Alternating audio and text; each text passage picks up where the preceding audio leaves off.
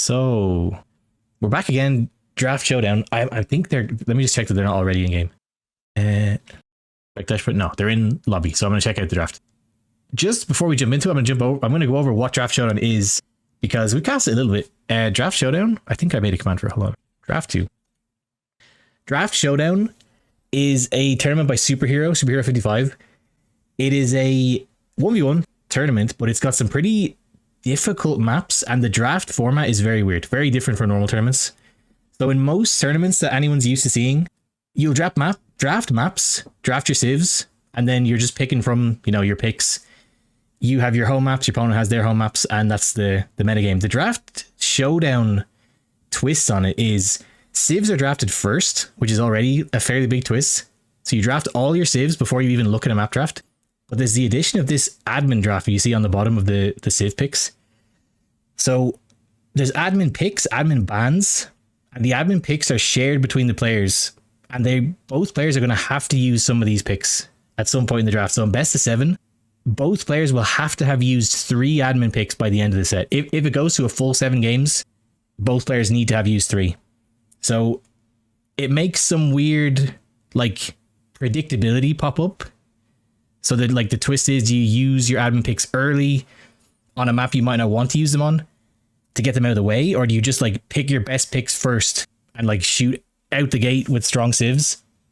But if you leave them too long, you kind of get pinned into a hole. Say your game 7, you've used 2 picks, your opponent knows you're going to use an admin pick. It's difficult. So before they jump in the game, I'm going to take a quick look. So map 1 going to be Andalusia. That's a difficult map. Andalusia is that map, the really rocky terrain map where there's the wonder in the center you need to control.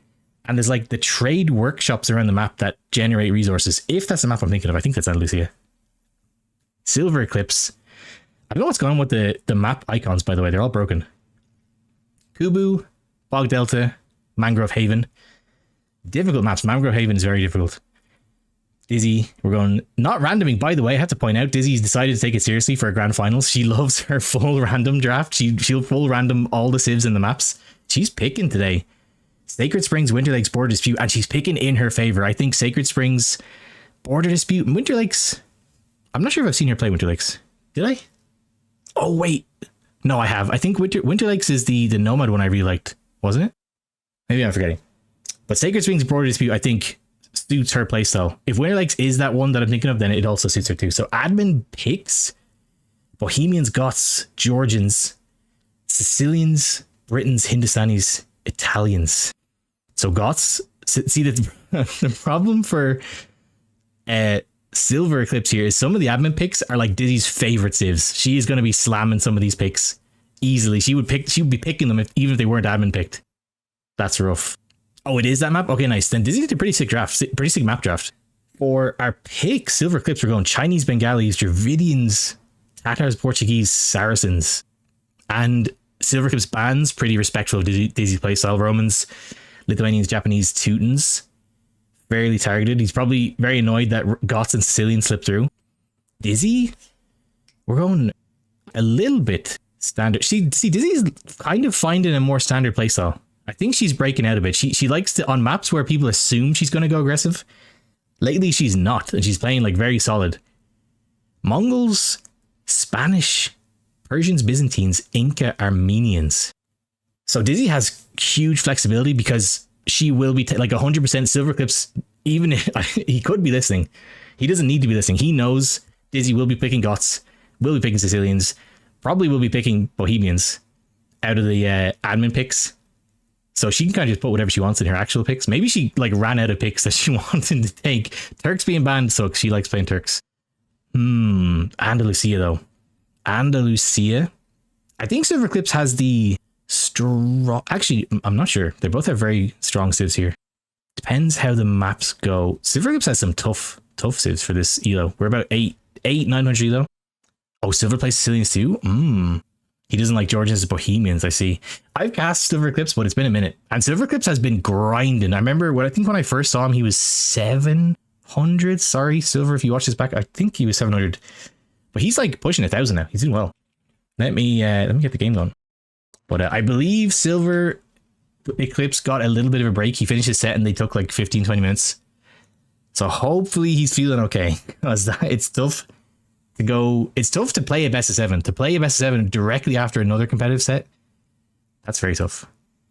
All right, Gamba is up. Let's see what the save is going to be, though. You got 2 minutes. They are going in. So game 1 is going to be Andalusia's, Dizzy on the Bohemians, SilverEclipse on the Britons. Let me get the game open. Oh my god, the button on the stream deck to unmute capture age is actually so clutch. Figuring out more and more uses for it. Here we go, Andalusia, game 1, bracket G, our lowest bracket in Draft Showdown 2, the grand finals. We have SilverEclipse in the orange on the Britons. Here in the west of the map, Dizzy in the north and the teal on the Bohemians. This map is a weird one. I've cast it a couple times. I'm afraid to click on anything in this map because anyone doing any capture age stuff knows that there's a lot of buildings that just crash your game. We're speeding up to lifetime. Well, we're at lifetime now, actually. So quick fuel age for both players, honestly. Double range getting added immediately on a 19 mil uptime for SilverEclipse. But yeah, this map is interesting. It's very awkward to place any kind of forwards. A lot of things blocking your buildings, a lot of hills. This wonder that I'm afraid to click on is it's kind of king of the hill. If you get your units here, you gain control of it and it gives you a trickle of resources. And there's obviously the relics. And then similarly on the outside, you have these trade workshops that I'm similarly afraid to click on because they tend to crash capture age. But if you control them, I think it trickles everything except gold and stone. I think it's only food and wood. But I might be wrong. I've never played this map. Cast it a couple times. But yeah, very weird. A lot of places to control. And all you need to do is like walk a scout by. You walk a scout by here, you take control of these. You get a little trickle of res. You had a attack. Also, on top of everything in this map, it's also regicide. So you gotta be aware of your king. King for both players sitting in their castles. Oh no, Dizzy's sitting in the middle of the base. Weird map. SilverEclipse, we're going for kind of an interesting build. I wouldn't be opening archers so quickly on this kind of map because it's just like completely stonewalled opponent. You're not going to be breaking in with archers unless we're tower forwarding or something. Dizzy is going for a more standard very early. Do we lose a Vil? Hold on, we lost a Vil to something.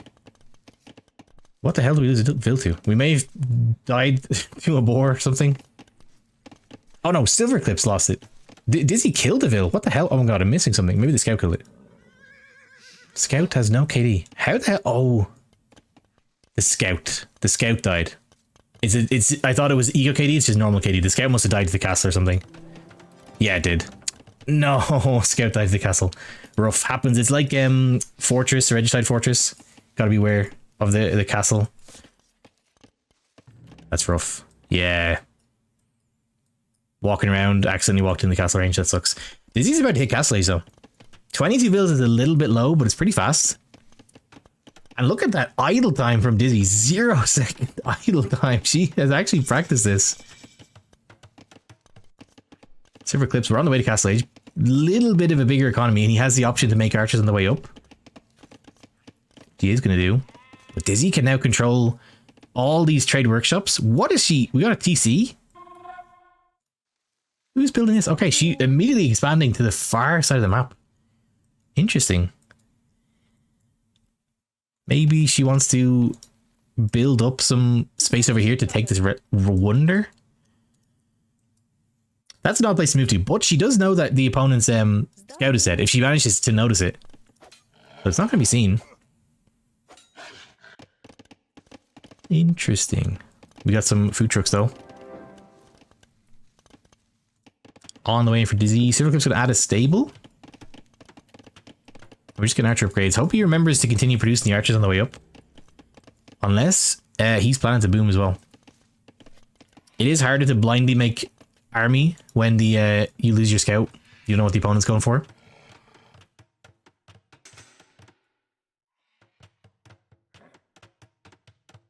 D1000 is live. Yes, this live grand finals best of 7 for bracket G. The lowest bracket in Draft Showdown 2. Wagenberg, did she? I didn't even notice. Oh my god, yeah, Wagenberg tactics first. Interesting, okay. So she wants the fast food trucks to start the gate out. Silverbloom, yeah, we're maybe a little bit unsure about it just blindly making army. We got second TC coming up, which is the more safer option.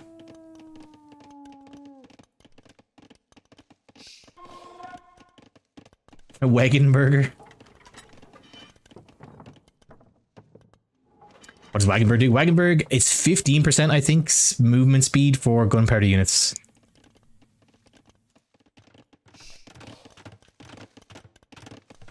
So food trucks, bombard cannons, hand cannons. Yeah, Dizzy's got a nice little very, very far away base. Does she know where the opponent is? Hold on, I want to see her scouting suit. Oh, scouting is sick. This kind of feels like auto scout. Oh no, maybe it's not. You know, it's not auto scout. This is actually her manually scouting. Really nice vision on the map. She made sure to pick up all the trade workshops she could see. There's one left to grab.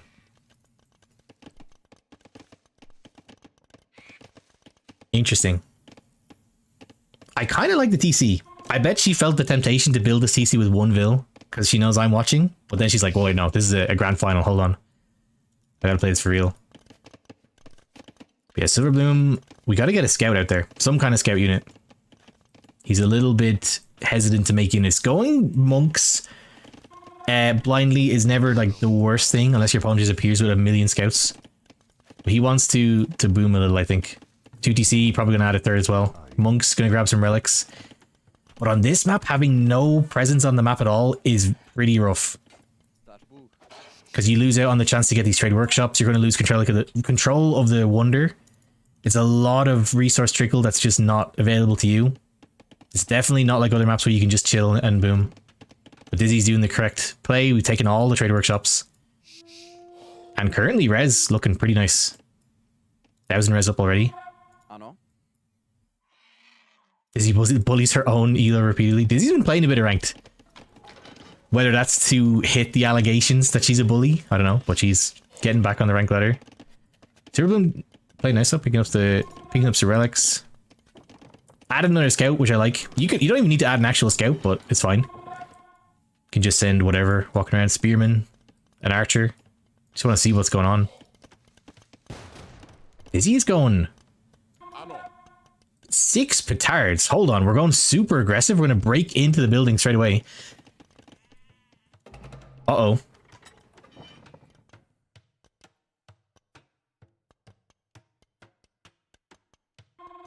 I have a quick message to answer.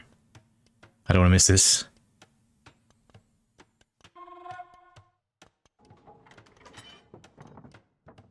Oh, Nando, what's up? I didn't even notice you. How you doing? Dizzy wants to break in and go for huge pressure instantly, which you don't really need to do, but maybe she feels like Britons will get out of her control later on, which they shouldn't really. Maybe in the hands of a certain Age of Empires VTuber.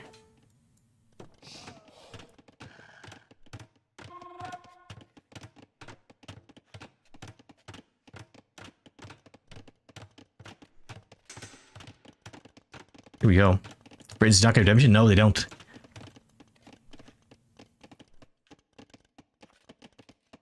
Here we go.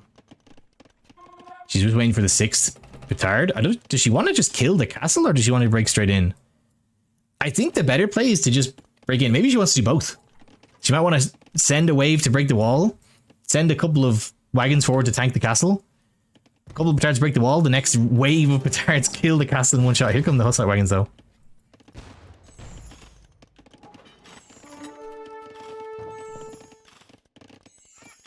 Oh my god. Be careful. If Silverbloom sees this, he's got to click the petards. I don't think he can stop in time, though. We're in. 3 petards, though, isn't going to kill a castle. Nice. We got a mangonel that instantly explodes. Dizzy's in. We're sitting under the castle, though.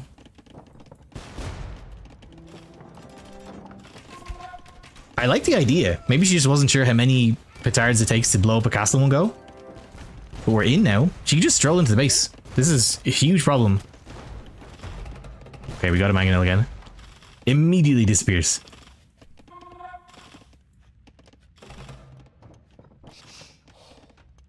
She's gonna back off. She could literally just walk straight in. Is the problem for Silverbloom. He has no real defense against this. Mangonels do fairly well. We're housed. And we have so many host sites like on top of the siege workshop that they pop out and immediately explode. Feeling the pressure. Second siege workshop being added. He just has 10 host sites in the queue. This is just her strategy now for the rest of the game until SilverEclipse can find a way to change this. Oh, we're sending more petards. The petards are not going to work from now. Oh, deletes the siege workshop we just built. What? Oh, it blocked the gate. Ouch. That's a lot of wood. So I hope Dizzy doesn't tunnel on this castle. What she could just do is like petard any other part of the wall and just stroll in. The archers are not going to do anything. Pulsite wagons, 7 base pierce armor. Mangonels are going to do a good job, but it's how we control them. Here we go. Let's see how we do with this. Nice. Oh, nice shots for SilverEclipse. I keep saying SilverEclipse. Sorry, SilverEclipse, if you watch this back. SilverEclipse. SilverEclipse changed his name like in the past couple months. But for the longest time, we knew him as SilverBloom. It's very hard to remember that he's changed his name. But now we've got an actual solid defense now. It was working for Dizzy the first time because the wagons were just sitting on the workshop. So they pop out and then just explode when there's 10 wagons sitting on top of them. When you got range and you can hold back, especially, I think this is downhill. I think SilverEclipse is a little bit higher. This is defendable. The archers will do nothing. I think you're actually just wasting HP on the archers. SilverEclipse. The archers are blocking the mangonels, but SilverEclipse now is safe. That was a really, to be honest, credit SilverEclipse, solid defense for 900 elo. That's a lot of pressure. He just knew drop a workshop, get your mangonels, we're chilling. And now Dizzy's kind of in trouble here. SilverEclipse, we're not looking. Okay, nice, we're looking. Ready. Clears up the forward and adding a TC. We are playing very strong for game 1 of our grand finals. And to point out again, SilverEclipse has just finished playing a different tournament set. He got like 15 minutes break straight into this. Dizzy with a solid strategy though. It just didn't happen to work. But I like the idea. Go for the surprise. The only thing is like you need like 7 to 8 petards to blow up a castle. So if that was your plan, you gotta obviously hold a bit more. I think what would have worked better is just blow up like a random tile of wall and walk in. And then you have 10 wagons in the enemy base and they have nothing to prepare for it. Like they're just dead. Oh, castle in the front. Oh, look at this. Castle in the back. Who's building this? Everybody is building this. 20 vills sneaking around the side of the map to drop this castle on the back. And she's about to hit him, so this will be devastating if it goes off. But SilverEclipse wants to put a push on the much closer, just central point between the two players. What's up, 5 cats? Really pretty map. It's an interesting map. There's a lot going on this map. It's very awkward to play. What's up, Mr. Conway? Just joining. Where's the other half of the map? Yeah, we've been in the 2 worlds tournament for a minute there. This is Draft Showdown 2 though. It's weird, like Age of Empires 2, but you're only playing 1 map at a time. Who would ever want to play that? Dizzy has to be careful though. 4 mangonels is a big threat. They're gonna be, yikes, one-shotting wagons with every volley. Strong play for SilverEclipse to know that. Mangonels is the answer. At least at this stage of the game. They kind of stop being the answer when means get late game because their bombards are just so insane. Bombards are kind of a problem for Britons. Depends on what stage both players are at. So who needs to out the gate, very difficult for Britons to deal with. But then like it gets to a point where Britons are just sniping them. Their range is so ridiculous that you have to be so careful where you're holding your bombard cannons. The Britons are just gonna snipe them from halfway across the map. Oh, the wagons are elite. I didn't even notice. Yeah, elite host wagon. Castle that does 0. We're gonna make trebs from this. SilverEclipse does notice. And we're gonna break in with vills. What's going on here? Yeah, true. Like that's a very good point. This is a regicide map. Dizzy has her king in this tower. which is not a bad play because most people are going to assume it's in the castle. Especially with flags on it. Second castle just to hold back this push. Silverbloom's king is in a TC. Did Dizzy build another wonder in the middle? No. On Andalusia, this map, there's a lot of neutral buildings. You got these trade workshops on the outer rim, and on the center there's this huge wonder. And whoever controls the building, basically whoever has had units near it last, gets like a trickle of resources. It's a weird one. The imp difference is being felt here though. I hope Dizzy goes for chemistry. Oh no. I mean, yeah. We will need bomber cannons even against these kind of archer. This archer play. And kind of, we've had so much map control, we could really think about who needs. What are we doing? Why are we just looping around the castle? What the hell's going on? Okay, no, we're not. Oh, what the hell? Okay, so they just looped the whole castle to go back to the slumber camp.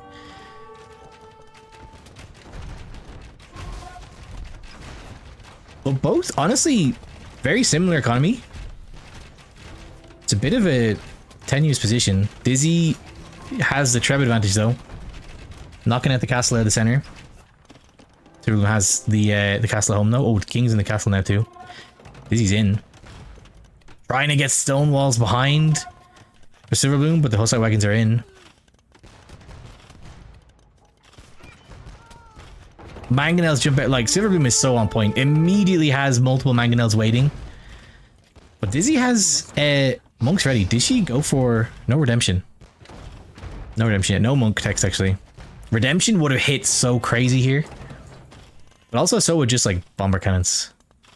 Oh, redemption now in. I didn't even notice she had it queued. Now redemption's in. That's a problem for Silverbloom.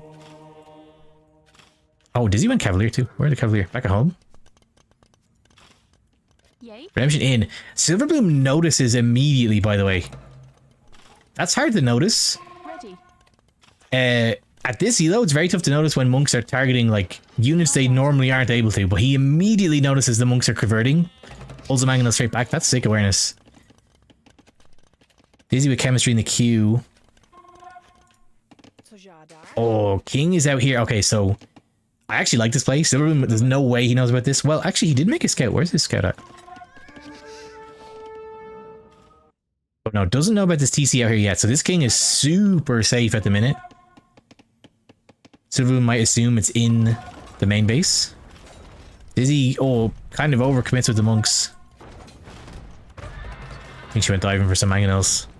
What the Dizzy's Trev is just inside the wall. How did what?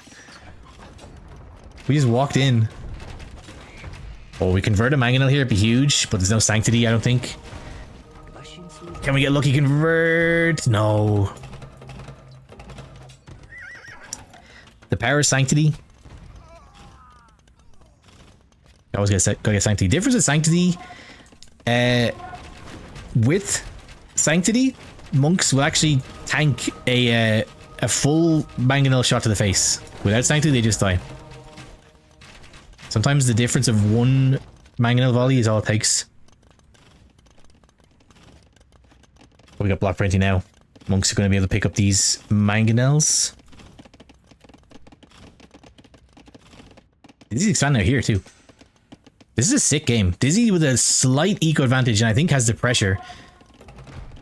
SilverEclipse really focused on this side of the base right now. But Dizzy, you keep kind of losing our units, having to rebuild. I think she has more TCs. What are we looking at right now? 3 TC? No, 3 TC to 3. What's up, Kiki? Telling you to cast this and then forgetting. Oh, I couldn't miss this. Grand Finals. I think the last time I cast this was casting you as well. You and Dizzy. Oh, we're repairing with nowhere near enough fills, though. This castle is going to go down. What a sick defense. Now, Bracer, Arb coming in for SilverEclipse. Castle goes down.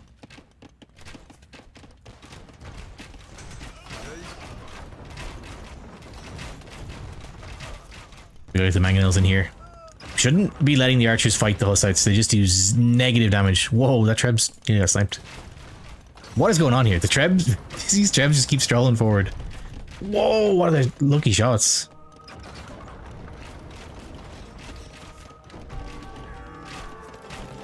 Oh, we had a mangonel convert. That's nice.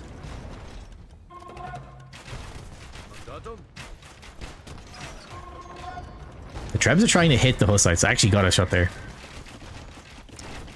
And I also noticed SilverEclipse took the time to grab all the trade workshops back with his scouts. That's pretty sick. Nice way to pull some extra resources back in. Another mangonel converted.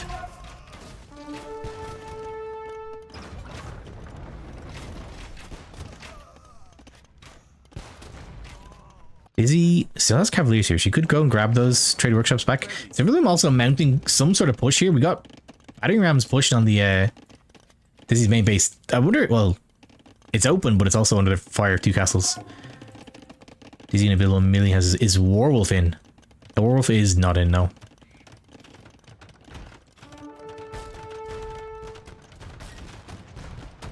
Everyone wants to break in, but like kind of the you and what army situation.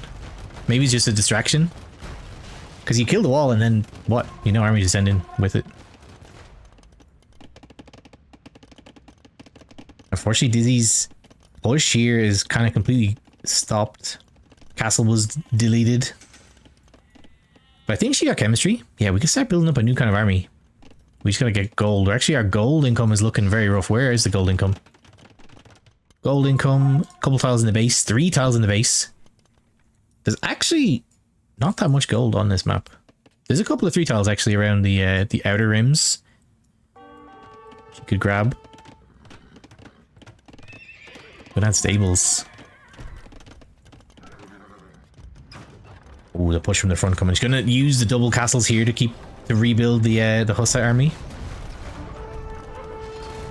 SilverEclipse gonna add Cavalier, or just Knights. Straight, completely unupgraded Knights. And Britain cavalry is not really a cavalry to be writing home about. But Knights can do okay against Hussites. You just have to, it's getting up to the Hussites. It's the problem. They do okay damage. With Elite though, with no upgrade Knights, kind of rough. It's a very strong push. We have Trebs to defend. What do we have except for this though? Kind of nothing actually. King is okay. It's in this TC. Ready.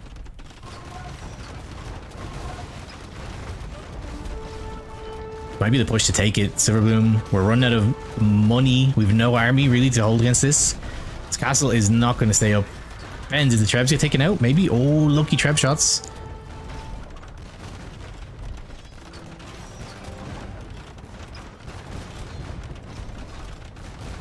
Yeah, we do. I can see Dizzy's massing up some Cavalier as well.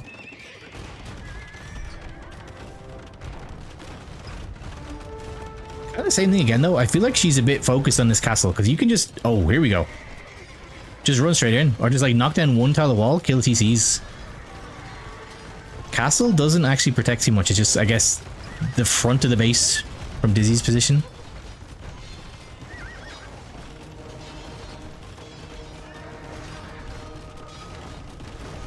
What was converting? Oh, Dizzy's converting a market. I couldn't figure out what was converting.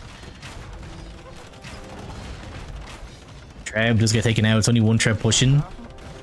As long as SilverEclipse has stone, he can repair through this. Dizzy's just running Knights straight through. A lot of economy completely paused. SilverEclipse. I think Dizzy's got this. She's making vills while this is happening is the main thing. It's pretty sick, pretty difficult to do. Yeah, this castle will eventually go down. This is Dizzy's game. SilverEclipse just has no money left.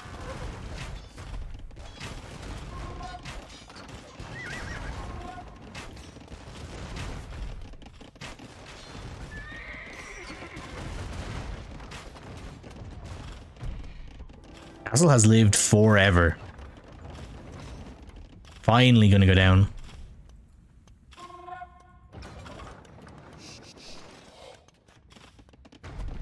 There we go. Now we're still not in. She's going to continue to run in. Got scouts. Scouts. Not going to do the job. Mangonel was the best solution. Oh, might time to trap down now.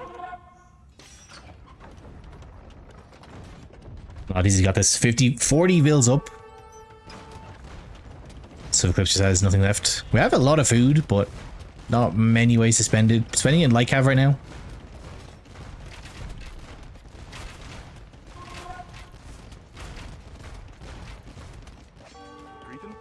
Ooh, found some extra vills on the outside. Gonna raid them. That's nice.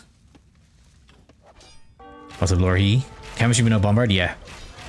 This is been a sick game though.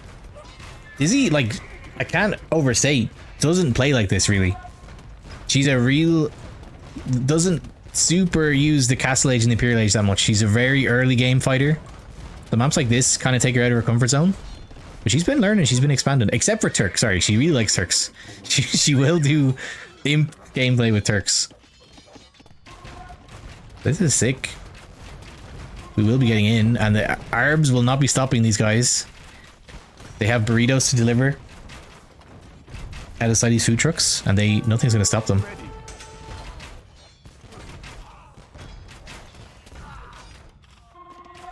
Yeah, SilverEclipse completely dead. Really nice game though. Not like insanely good defense for the whole first half of this game from SilverEclipse. But Dizzy found the way in.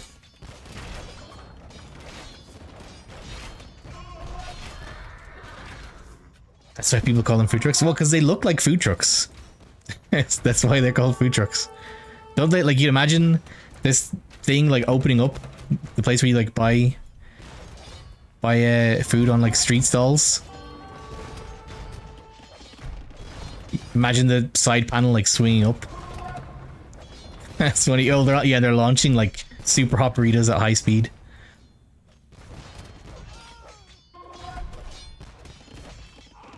SilverEclipse playing on. No, never mind. Right as I say, it calls it. Dizzy with the get out of my game castle too. Sick game. Really sick game. Game 1 goes to Dizzy, but that was like not a complete stomp. SilverEclipse defended amazingly. From at the beginning, perfect response to a very shocking, like surprising strat. The retards to blow straight into the base. Immediately stayed so cool. Immediate workshop. Mangonels defended. Like the problem is being Britons in this matchup. Like Arbalest is not going to work, but what else do you do is the problem for Britons. But this was sick. Really nice defense. Dizzy just got there in the end. The castle out here, I feel like has the built-in compulsion to, when the game gets to like an equilibrium state, she's like, all right, I sneak something. That's just how she plays. But it used to be she sneaks like a barracks. Now she's at least sneaking like a castle is a very good sneak, because you're gonna mount like a huge siege from there. Sick game. Right, game 1. Let's get back to the draft. Oh, this is the problem with Draft Showdown, by the way. So anyone who's just joined missed the explanation with Draft Showdown. Under the civ picks, you have the admin picks. They're randomly generated during the draft, and both players have to use 3 total. By the end of a best of 7, you have to have used 3 of them. So it's kind of hard for me to mark who has used which. Dizzy used the Bohemians, and she won with them, so I'm going to put a 2 on that. And then SilverEclipse used the Britons, but lost on them. That's the problem. It's hard for me to mark who's won and lost. I'll put an X there, I guess, and a crown. But if they can both also use those, is the problems when people use the same civs. So that was Andalusia. Game goes to Dizzy. But now it's Silverboom's choice. Game 2. Oh, they're in. Okay, they just started. Game 2 is going to be Kubu. Kubu is a weird map. Although this is kind of the tournament of weird maps. 35 seconds. Spec delay. So we're going to Kubu. Dizzy is on the Persians. SilverEclipse is on Portuguese. Which are they admin picks? Persians is Dizzy's pick. Portuguese. Oh no, these are actual picks. These are not admin picks. Interesting. 2 players going straight out with an actual pick. Game 2. So both still have 2 admin picks to take. Right, here we go. Game 2 though. Get your votes in.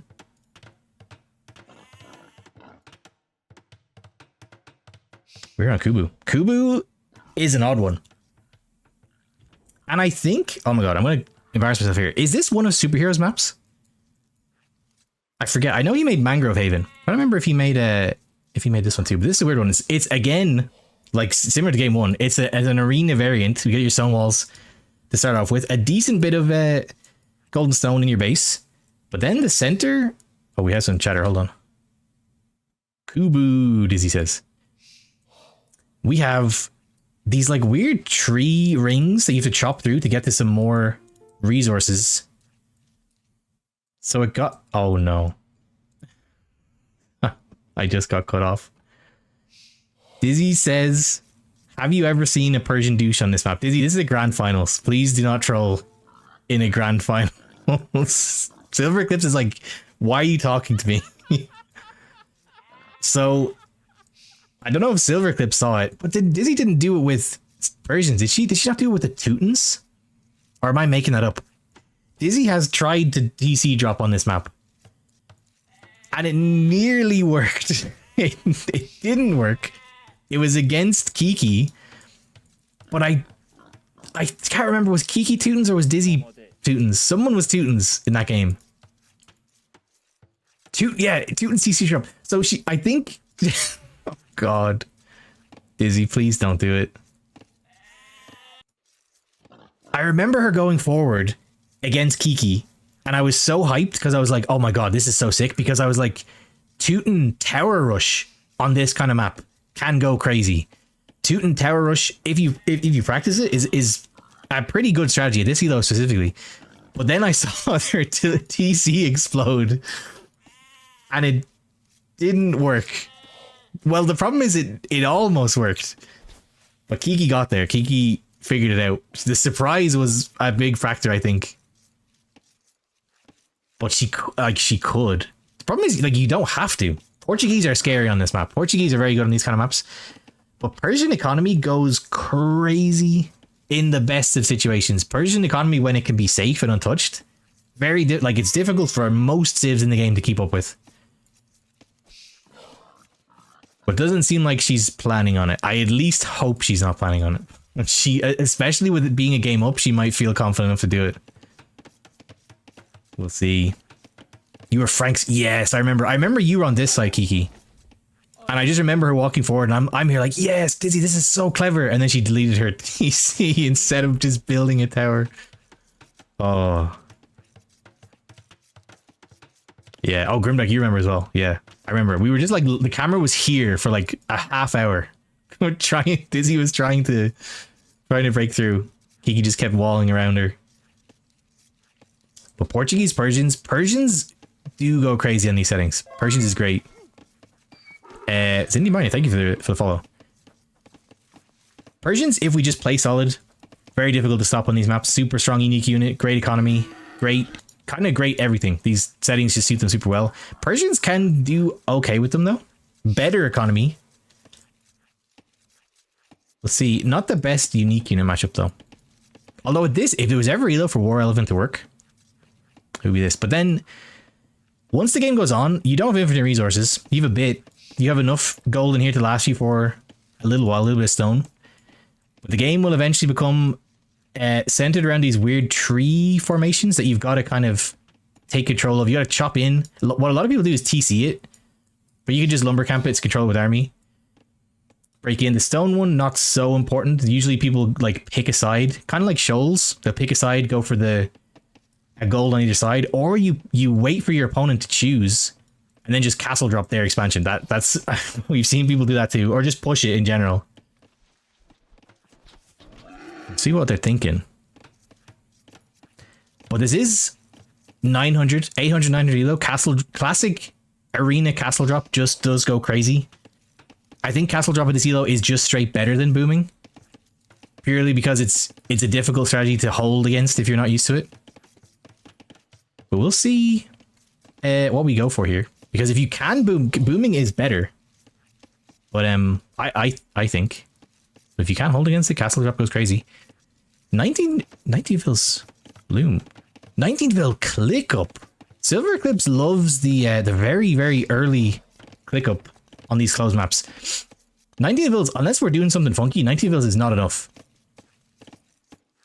We got 4 on gold. He's thinking about going straight to Castle Age. I feel like this is just too small of an economy, unless it's an extremely tight castle drop build. We'll see. Not on stone yet, though. 90 vills. 90 vills, I think, is just straight up too low. You don't have enough. You don't have enough resources to be moving comfortably to the next age or making use of it. Dizzy has 1 million villagers on berries, by the way. We gotta drop a couple farms. Oh God. Dizzy with 22 vills though. 22 vills, to me, is still a little bit small. I've seen people doing this. 22 vills is kind of becoming more meta. Minimum for me on these maps is 23. Minimum.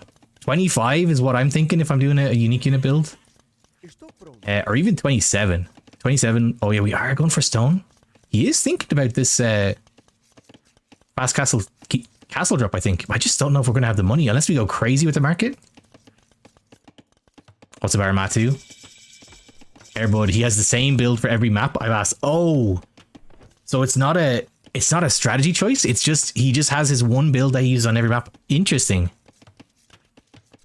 So we're going barracks. This makes me think he's planning to go like range blacksmith or like stable blacksmith. Maybe play like a really standard Arabia game controlled with like controlled relics. I'm not sure what's going on here. Market for Dizzy. We're a little bit light on resources. But we're getting there. We have the resources for Castle Age. We just need another building. Fairly good build. We're a little bit housed.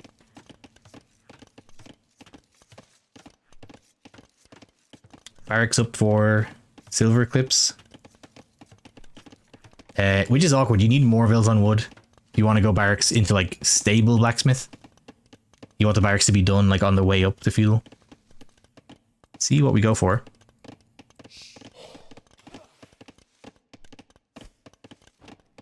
Dizzy is selling resources, but I don't know if she's noticed she doesn't have a building. Oh, she might be trying to buy the wood for a building. No, she's selling wood. There we go. Blacksmith on the way. Okay, we're clicking up straight away for Dizzy. I would be very happy if Dizzy just boomed. I think she's getting more practice in her booming style. Persians go crazy if they're not under pressure. Economy is like just so difficult to keep up with. SilverEclipse, so what are we thinking? We're not even making vills. We're kind of just chilling. I think he maybe is just like a bit feeling like, oh God, my economy's not working out really. We have a market though. We have a bit of wiggle room. Dizzy wants to go on stone too. Dizzy's up. So awkward build from both, but Dizzy's is a bit smoother. What are we thinking here? Oh, what is this? Lumber camp. Okay, thinking about this gold. This is risky though. Dizzy sees it. This is just like an instant target. Where is she? Hasn't spotted it yet, but is checking them. That's nice. Blacksmith is the second building.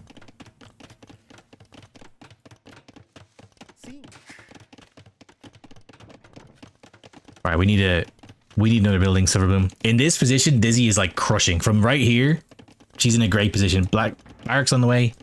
Dizzy can just straight boom if she wants. I think SilverEclipse eventually wants a castle. Okay, market being added. See if Dizzy manages to see these vills. Where is her scout? Oh.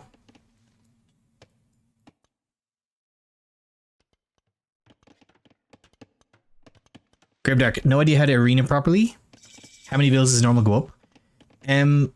Oh, yeah, Armadu answered. So 23. Yeah, 20. So when Armadu says 23 plus 2, obviously 23 vills in Dark Age, 2 more vills in Feudal Age while you build your buildings and then click up. 23 is like a standard boom when you want to add just TCs in Castle Age. 25 is, in my mind, standard if you want to play like more meta where you go for scouts on and relic control, add some monasteries, maybe even siege. To me, that's minimum, but I'm seeing people do it way lower. Maybe there's just like newer builds that I'm not aware of. And then in my mind, like the old build for like a really nice economy fast castle unique unit, it's like 27. You want like a big chunk of builds as you hit the castle age to get your production going. I think 27 these days is pushing it. It's a bit slow. We're on the way up though. For SilverEclipse. Dizzy's also up. What are we doing with it? Oh yeah, Trush is 19 bills. You can castle drop with Bengali's 22 plus 1 plus loom. Oh my god. Yeah, obviously there's quicker and slower builds depending on the civ, but on the generic civs, it is those are the numbers. Those are numbers these days anyway. It changes over the years. Dizzy with the outpost, by the way. Pretty nice. Didn't manage to notice these vills, which is huge. Silverbloom, there's actually a vill trap too, not working.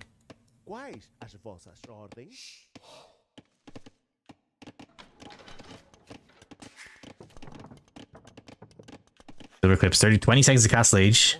We're moving out again. What are we doing here? We're building outposts with 3 vills. I have a feeling that Dizzy is just going to walk to the enemy base with a castle. We just... Might be her strategy. We got 5 vills moving. 5... Oh no, it's more. Never mind. I was going to say 5 vills makes me a bit nervous. Oh, nice pincering the scout in. Oh, I thought the scout was actually trapped. We have some outposts though. Silverbloom will see this coming. Sorry, SilverEclipse, not Silverbloom. Oh, gets ready to save the vills with some walls. That's nice. Dizzy sees the outpost though, still walks the vill straight through. We're in a vill fight. SilverEclipse dropping a defensive castle. He, I think, is feeling the castle drop is imminent.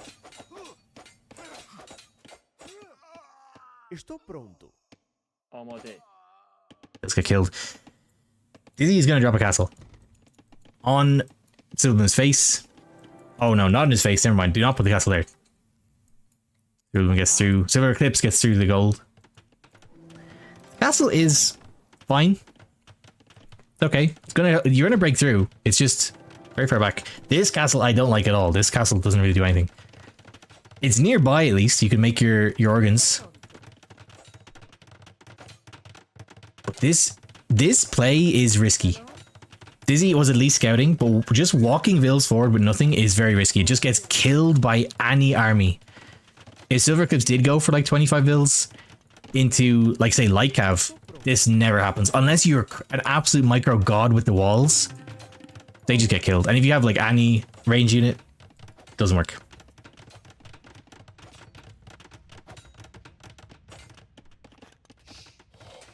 Oh, SilverEclipse gonna TC the gold. That's kind of nice. Dizzy, I don't think knows about this.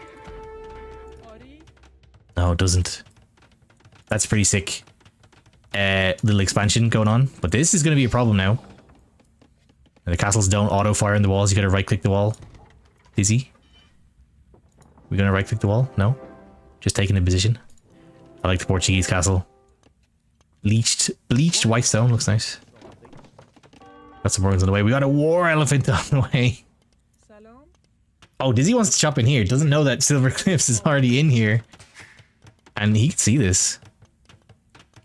Oh, he could wait until Dizzy, like, gets a couple trees in and then just tower on the outside. That would be really annoying. But Silverbloom? Oh my god, I keep saying Silverbloom. If you watch this back, SilverEclipse, I'm sorry. I keep forgetting you've changed it. SilverEclipse is 2TC, which is a huge deal right now. Dizzy doesn't know. And is staying 1TC, essentially going all in. We're adding 2 Sables at home. But we're not expanding our economy. That means we want this to do enough damage. Oh, finally right-click the wall. We want this to do enough damage that we will just end the game. SilverEclipse, though, is investing into economy. So could pull ahead. Oh, he's going to tower Dizzy spills out here. Which is... I don't know if that's better. Because then Dizzy just knows you're in here. She just comes and kills your expansion. What's up, Atomic Sausage? Portuguese castle looks spectacular. It does. It's actually one of the ones I like better. I think my favorite is still the Celt one. Celt, Frank, Spanish. That trio just looks crazy. Dizzy's in. Also, she got a wall down.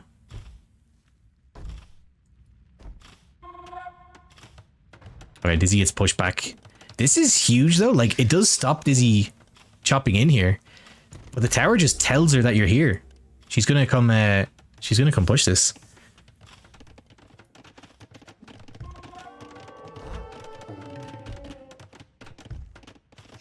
Add some monks. Gonna push with elephants. It is gonna be just straight Persian war elephant, which isn't too common these days. Mainly because like war elephants are insane units. 450 HP, 50 base attack. The problem is they get converted so easily and they're very slow. You're giving your opponent a lot of stats with a war elephant conversion. But if you get to use them just like completely unpunished, they go insane. You get a lot of stats for the money. They also just look sick. What's up, Hagen? It's real Hagen today? Nice, you're not getting banned then. Oh, Dizzy finally gonna expand? Nice, this is huge. The economy, actually the Vilcan's still the same. SilverEclipse had a chance to really pull ahead in economy. Didn't quite take it. World Event goes down.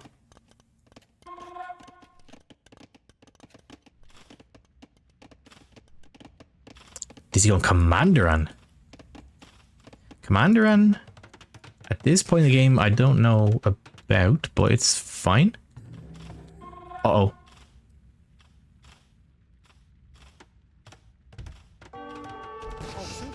Okay, doesn't see that. I thought he could actually see. He can see those vills.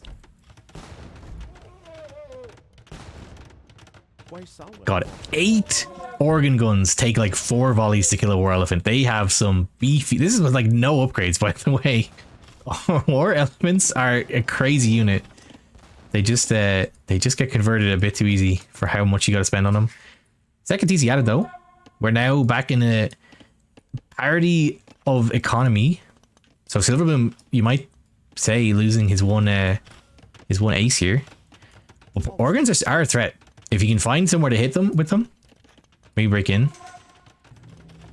But Dizzy's going to be affording another castle soon, and we're dropping stables on the front.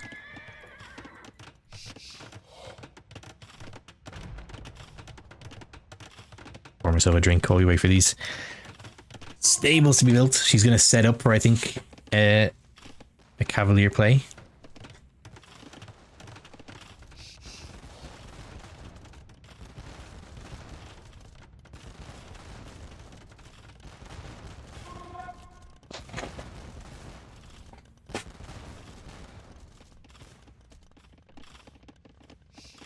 Right, knights starting to be produced. Very slow economies, to be honest. For a game with not much pressure going on, we're really struggling to make vills. A lot of idle time. Just compared to game 1. Alright, SilverEclipse sees the stables on the front.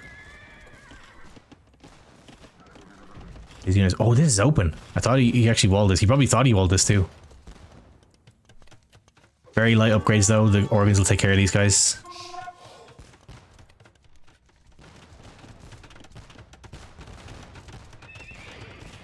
Organs tickle buildings, so yeah. Savar play could be good. Savar is expensive. Oh, Dizzy working on the relics too. Dizzy, where are all the monks actually? A couple of monks back at home. Oh no, she's grabbing them. Nice. We're picking up a lot of relics.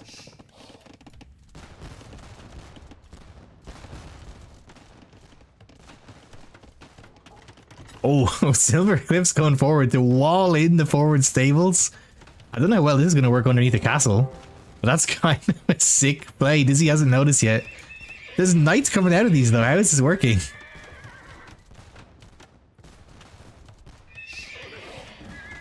Okay, knight finally jumps out and it... Hello? Okay, thank God. He wasn't just walking away. He nearly got this fully walled in. That's funny.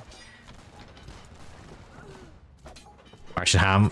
Organs are only good against units because they have organs. Yeah, they're the organ guns. The guns specifically designed for the organs. Dizzy adding a 3rd TC. That's sick. As long as she keeps making vills, we're on the way to imp too. Both players on the way to imp. But 3rd TC coming up. SilverEclipse, we're kind of slowly moving around.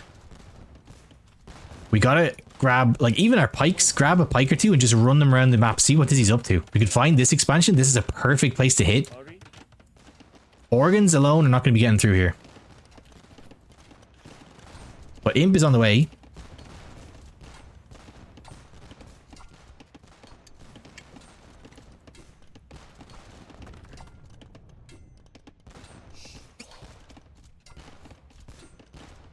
shotguns that fired kidneys. Yeah, they fire the what's that unit from? Oh my god, Grimdark, if you're here, you would know. What's the unit from Warcraft that fires the dead bodies?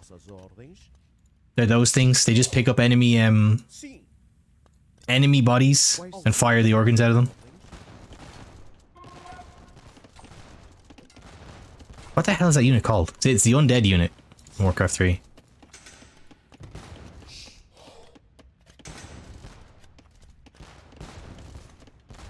Corpse cart. Oh, also, yeah, Cressella, you know Warcraft 3 as well. I gotta play that. I wanted to play that today. I just was way too late getting online. Probably tomorrow I'll play some Warcraft 3. I really want to get back into it before I forget everything. Dizzy is going to drop a Siege Workshop just out of respect, but these organs are going to take forever to get through here. This push is much scarier from Dizzy. We are Imp. Meat Wagon. Yeah, I think it's Meat Wagon. Zeta, what's up? Yeah, Zeta also a Warcraft enjoyer.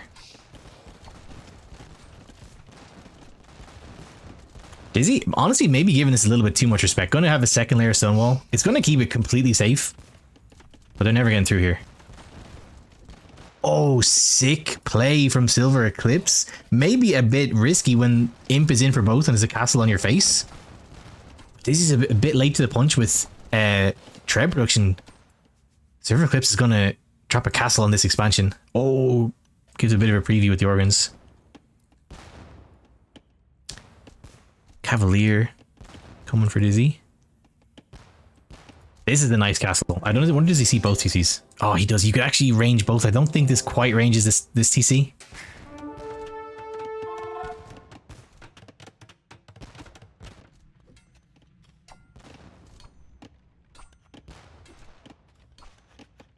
But honestly, both players, I guess, just as a compared to game one, both players making not many vills. We were pretty on top of it last game. But super small economies. This castle is a huge play though. Dizzy sees it though, I think. Yeah. Outpost helping a lot. So Knight's on the way, but this should go up. 3 Cavaliers though. Oh, SilverEclipse wants to try and wall. Oh, are we going to try and be slick with it? We are slick with it. No way. That was a sick wall. That was awesome. I mean, I think it would have gone up anyway. But nice wall. That's a problem castle for Dizzy. Where's the Trebs though? SilverEclipse with the Treb. Over here in the castle. Love when historical games lets you launch cows and heads during a siege. Don't need a fantasy sin to be nasty. Yeah, people were doing messed up stuff to each other. Through history. We don't actually need to be. You don't need to make up too much stuff to get weird like that. That's the thing, like Cavalier with upgrades kind of do okay against organs. They like that was only 2 Cavalier, they took a good few volleys. We just don't have a big economy, like both players struggling to make anything. SilverEclipse is doing well with the army he has. But we need Trebs, we need Siege, we need army, we need everything. Before everything, we need vills. Dizzy, we're going Onager, oh my god. Well, that's why we weren't spending. We were saving for Onager. Onager is, I think it's too much respect. She has some trauma, I think, from organ guns. Silver. Oh, I thought that was a wonder for a second. I just almost had a heart attack. I thought he was building a wonder. We got a Faitoria in the center. My god. Onager is giving the organ guns way too much respect. I think she has just flashbacks. She has previous trauma from games of being killed by organ guns. Well, Persians can deal with them like fairly okay. We don't need to resort to Onager so quickly. Now our castle is gone. Our forward position getting killed. This is looking better and better for SilverEclipse. Made some nice plays. Yeah, true. No redemption is a problem.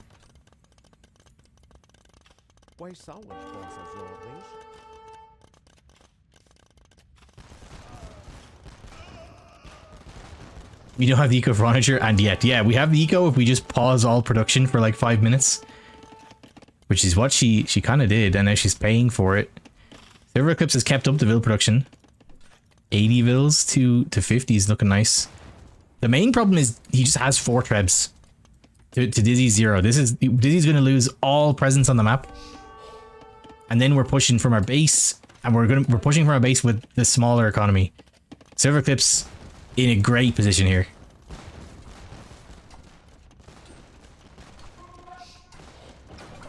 So I wonder does Capture Age take into account the Faitoria? Does it just add in Vils as if they were there?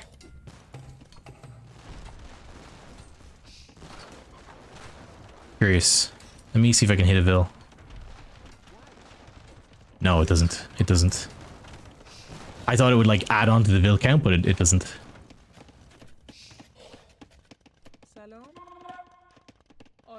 What are we doing? We're expanding to the sides. I'm gonna say, well, see what Dizzy can do with the onagers, but SilverEclipse has got this. Really nice map control. Held. Dizzy may be just too light with the push, and then we didn't have the economy to go for such an ambitious army. I just didn't make trebs. This castle was huge. Great game awareness by SilverEclipse, seeing the exposed expansion. It was risky. You send all this army and Vils here to drop a castle, and your base is getting pushed. Dizzy could have taken the opportunity to push the main base, but we got to hold on. You can see the pop difference with some military. Oh yeah,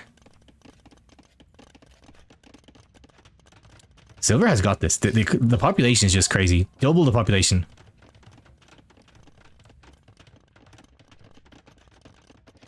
But we'll see.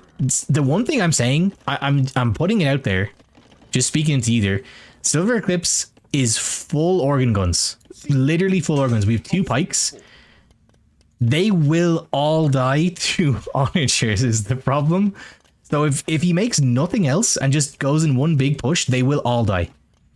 That's the one thing I see happening here. We'll see.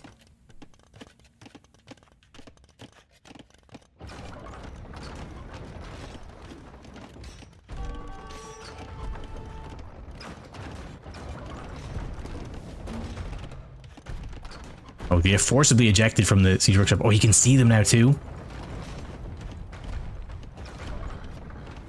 Portuguese Vestive, they have the best casters. They have some of the best casters. I'll give you that much. Certainly some of the best casters.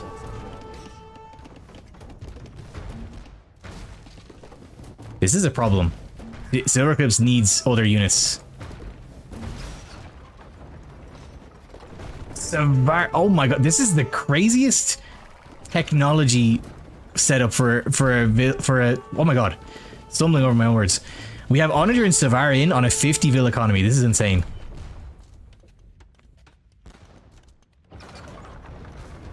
I actually hate that I even said that earlier. I think what I said is going to happen. SilverEclipse is going to only make organs. Onager is going to eat everything alive, and then Savar will be in to clean everything up. Castle gets deleted. No way. Castle gets shot down. That's 650 stone down the drain. Dizzy sees the Faitoria now. God, I think Dizzy's winning this. We haven't made a villain so long. Dizzy, what's going on? She's been so good at this lately. We're not making any villagers.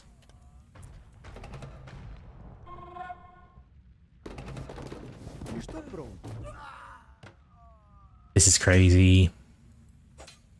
Trying to rush down Onager with like rushing down Mangonels is one thing. Okay, don't kill your own Onagers, Dizzy. Please be careful. Be very careful. Don't be on. Oh my god, I'm scared. I'm so scared. Okay, Savar coming to save the day.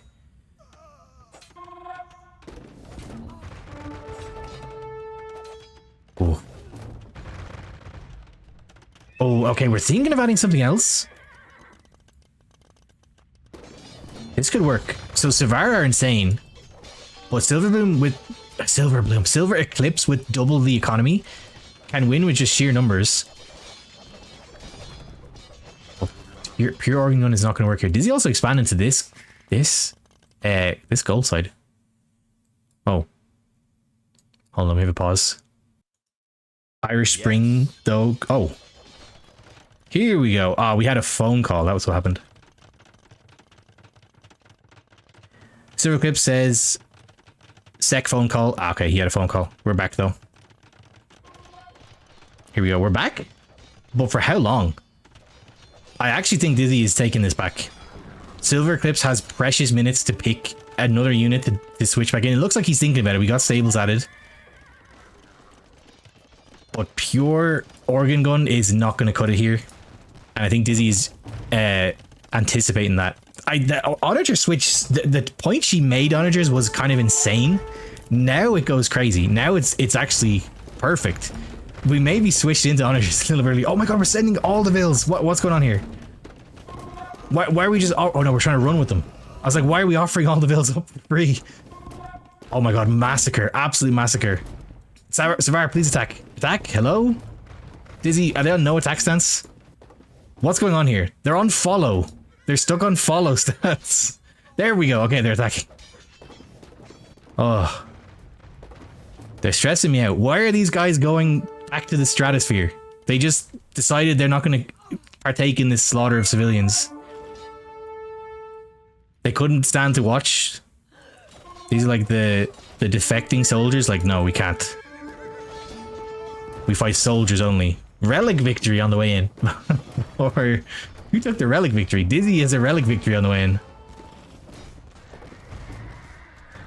God, Dizzy is taking this back. I can't, because SilverEclipse's economy looks very good. It's dropping though, like flies, and we're still okay. No, we're adding Cavalier. Cavalier. We spend all of our current food on Cavalier, but it's Cavalier into Savar.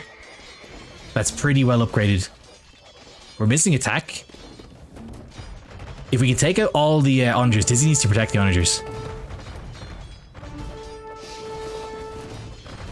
What a weird game. I was so sure. So it swung back and forth, but I was so sure SilverEclipse had this. Now it's kind of up in the air. The onagers going down is huge. Gives them a chance to breathe. But did kind of level the economies. Only 10 to 15 mils in the difference now. Weird game. His mom called, "Are you winning, son?" I was kidnapped? Well, I kind of was kidnapped. I didn't know there was a birthday thing happening. People were like busy. People were away on my birthday. So then we went down for that the weekend. They ambushed me with a birthday cake and presents. It was fun. The board games were so fun. We played like till 3 in the morning. This is such a weird game. I don't know who's... SilverEclipse needs to fix the economy. We 53 on wood. Where are these woodcutters? We need to start adding some farms. Get this economy back under control. But we still are in this game. It was very scary for a minute there. Arizona is hot as fuck, but not humid. Usually, so I'll take it. Humid heat. Any kind of heat, honestly. I'm much more of a cold enjoyer. But humid heat is the only heat I know. There's very other... The few times we get heat in Ireland, it's humid as hell. I like the cold though. I like the weather where you can put layers on if you want to get warm. But if you're sitting in 40 degrees heat, there's only so many layers you can take off. Can't remove the skin. Or it's not advised, at least. Dizzy, why are we not making vills? This is... What gets me here is she knows she's not making vills. I feel like she's in that mode of thinking she's losing, so we just have to go for such an aggressive push. But like anytime it chills out, we gotta keep making vills. Just 100 food every now and then to drop them in. Defensive castle is okay. I'm fine with that. Al being added helps. I really hope we try to rebuild the onager. The onager, she has to have noticed they worked really well. SilverEclipse is just straight up manually killing this TC.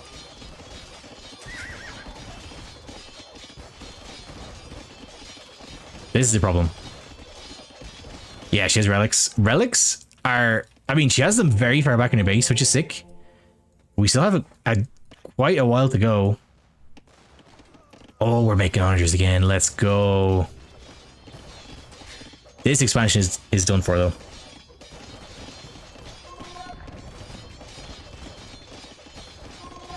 We must remove the skin. The worst heats I had were in Italy, dry but super hot, and Korea, very humid. I want to go to Korea someday. I almost went to Italy. I think I told this story before. I might have said it while we were casting. I was meant to go to Italy like 3 or 4 years ago. And the day of my flight, the morning of my flight, I tested positive for COVID. And I couldn't go. We were meant to go for a Magic the Gathering tournament, me and a couple of friends. Yeah, standard victory. Superhero likes his standard wins.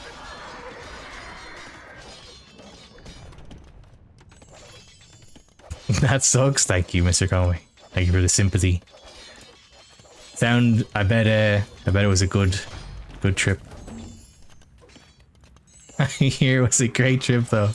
Mr. Conway was one of the people I was going to go with, and he got to go. There was meant to be 4 of us. 2 of us got COVID. The other 2 went and had a great time.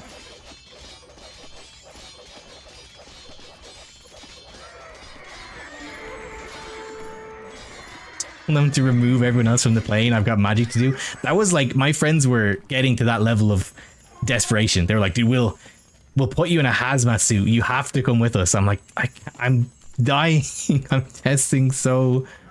I'm mega testing positive. I'm sick as hell. And then my other friend, we didn't even have conflict with each other. Me and another friend just separately had it at the same time. It sucked so bad. I'm not going to say lifelong memories, but I mean, you guys keep telling me about that one dinner. As all, defensive castle's fine, but not with all the farming vills. When she had 100 food only and 26 on wood. Fair. The main thing she wants this castle for, she wants to protect the relics. She just holds on like 92 years. Check the bottom right, we're on standard victory. She can hold this base, she just wins. So I think a good plan for Dizzy now is just make a huge army. Just put every single resource into army. I've been complaining up to this point about her not making vills. Now I think is the point where you don't make vills. Stop making vills, put every single point of resource into army, and just hold this monastery for your life. Honestly, pray that SilverEclipse forgot about the relic victory, because that's possible. He's kind of running out of time. He has 2 trebs. We're timer's getting low. 79 years to go. We got. Oh, is he gonna try and sneak He's gonna try and sneak the monastery down. So if you kill the monastery, the relics pop out. That resets the timer. You don't have to actually take the relics. He might be thinking about that. He has precious time to do it though. Maybe he's thinking of like popping the stone wall, then jump in and kill the monastery. Dizzy needs to just make full army as much as you can with the resources you can to just hold. All that matters is that in nearly 69 years, this monastery stands. He is going to try and steal it. So if this is what SilverEclipse wants to do, send your full army in to fight Dizzy's army so that the attack notifications for the stone wall don't trigger Dizzy's awareness. Oh, the Trebs are sitting on Dizzy's vills. There's some vills out here. If he just attacks this, Dizzy will see it. He needs to start a fight somewhere else so that the attack notifications she doesn't notice them. Star Wilhelm, what are the elos? Elos are in the top there on the top bar. Dizzy's 800. SilverEclipse 900. But yeah, we're in grand finals, best of 7 in Draft Showdown 2. Bracket G, lowest bracket. He's gonna just attack. This is not how you do it. I think he has a plan. He is a plan. He's thinking what I'm thinking. He's gonna wait for a Vill to go by. No way. SilverEclipse, the mad genius? No. No way. No. No way. Metal Gear Solid. Metal Gear Solid. We have spies. Spies in our midst. No way that this goes through. No way she doesn't see this. No way. Oh my god. Dizzy's gonna be so confused. He's got it. He's got it. She hasn't noticed. Timer's gone. 36 years. Timer resets. What an insane play from SilverEclipse. Oh, I'm actually completely... Dizzy finally notices. Dizzy's gonna be so mad. She for sure thought she had this game. What an insane, insane play. SilverEclipse is laughing, for sure laughing to himself. That was so unbelievably risky, but no attack notification. The most important thing is attack. Now Dizzy's just gonna rebuild it. Rebuild the monastery. Attack notification is all that matters. SilverEclipse knew that if Dizzy saw an attack ping, he was dead. He managed to, he snuck in the back, like with the, this is like unbelievable. That was a rescue mission. You could make a movie about what just happened there. We wait at the gates for some villagers to walk by and we stroll in. This is like a Trojan horse moment. No way. So now the problem, like I wish while all this was happening, the SilverEclipse was like exploding his economy to have something to fight back. The problem is Dizzy just rebuilds the monastery and we're fine again. What an insane! I can't believe that happened. I hope SilverEclipse sees this. He's gonna be very happy. What a moment! That might have been the moment of the tournament. So that was a sick play. We still need this to figure out how to fix this because the monastery's back up, timer is back online. SilverEclipse has 56 halbs, and Dizzy lost the onagers. Dizzy needs onagers again. Dizzy needs to rebuild the onager count. Or, you know what? Call me crazy. Dizzy at the beginning of the game made commander run. Trashbow could go crazy here. Because your Survivor are going to beat the Cavalier. Trashbow to deal with the Halb. SilverEclipse has stopped making organs. I think Trashbow goes kind of insane here. She might not be thinking about that though. I think Trashbow could be an insane addition. Hackenmerk, thanks for the follow. SilverEclipse, we're gearing up for another push. 4 Trebs in the queue. Dizzy has units here now. She can't believe I bet she's so mad that happened. She probably doesn't know how it happened. She's like, I bet she went looking for like a hole in her walls. Cavalier come forward. The Cavalier are not going to do that. Okay, Dizzy's missing attack upgrades actually. Dizzy only now getting iron casting. And all the Halbs are here. Oh my god, Halbs are going to end this game.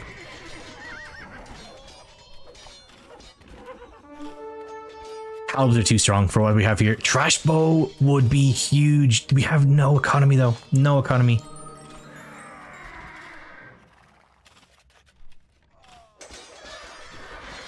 I can't believe it. SilverEclipse is gonna buy enough time to make this push happen. If Dizzy doesn't think about Trashbow quickly, it's probably too late. She could try and build up the numbers now. The economy is very, very tight. I can't believe we bought just enough time to make this push happen from that sneak. I saw he can, you know, let us know when he watches this back. The moment the thought occurred to him, I saw happen in real time. He saw the Vil stroll by and immediately the Trebs came from here to like right here. He's like, no way. Oh my god. Did Dizzy stop making Vils because they thought they won already? No, Dizzy stopped making Vils a long time ago. It's a problem, like anyone at the Elo can relate. It just happens sometimes. There's a lot going on in the game. You don't think about it. The only sad part is Dizzy is really good about making Vils usually. But it just happens. A lot to think about, and it slips your mind for just like a couple minutes, and then suddenly your economy's so far behind. Here comes the push though, and Dizzy straight up can't stop this. She's making a second castle to try and hold the monastery. We can't hold this with only Savar. Savar good, but Halber better.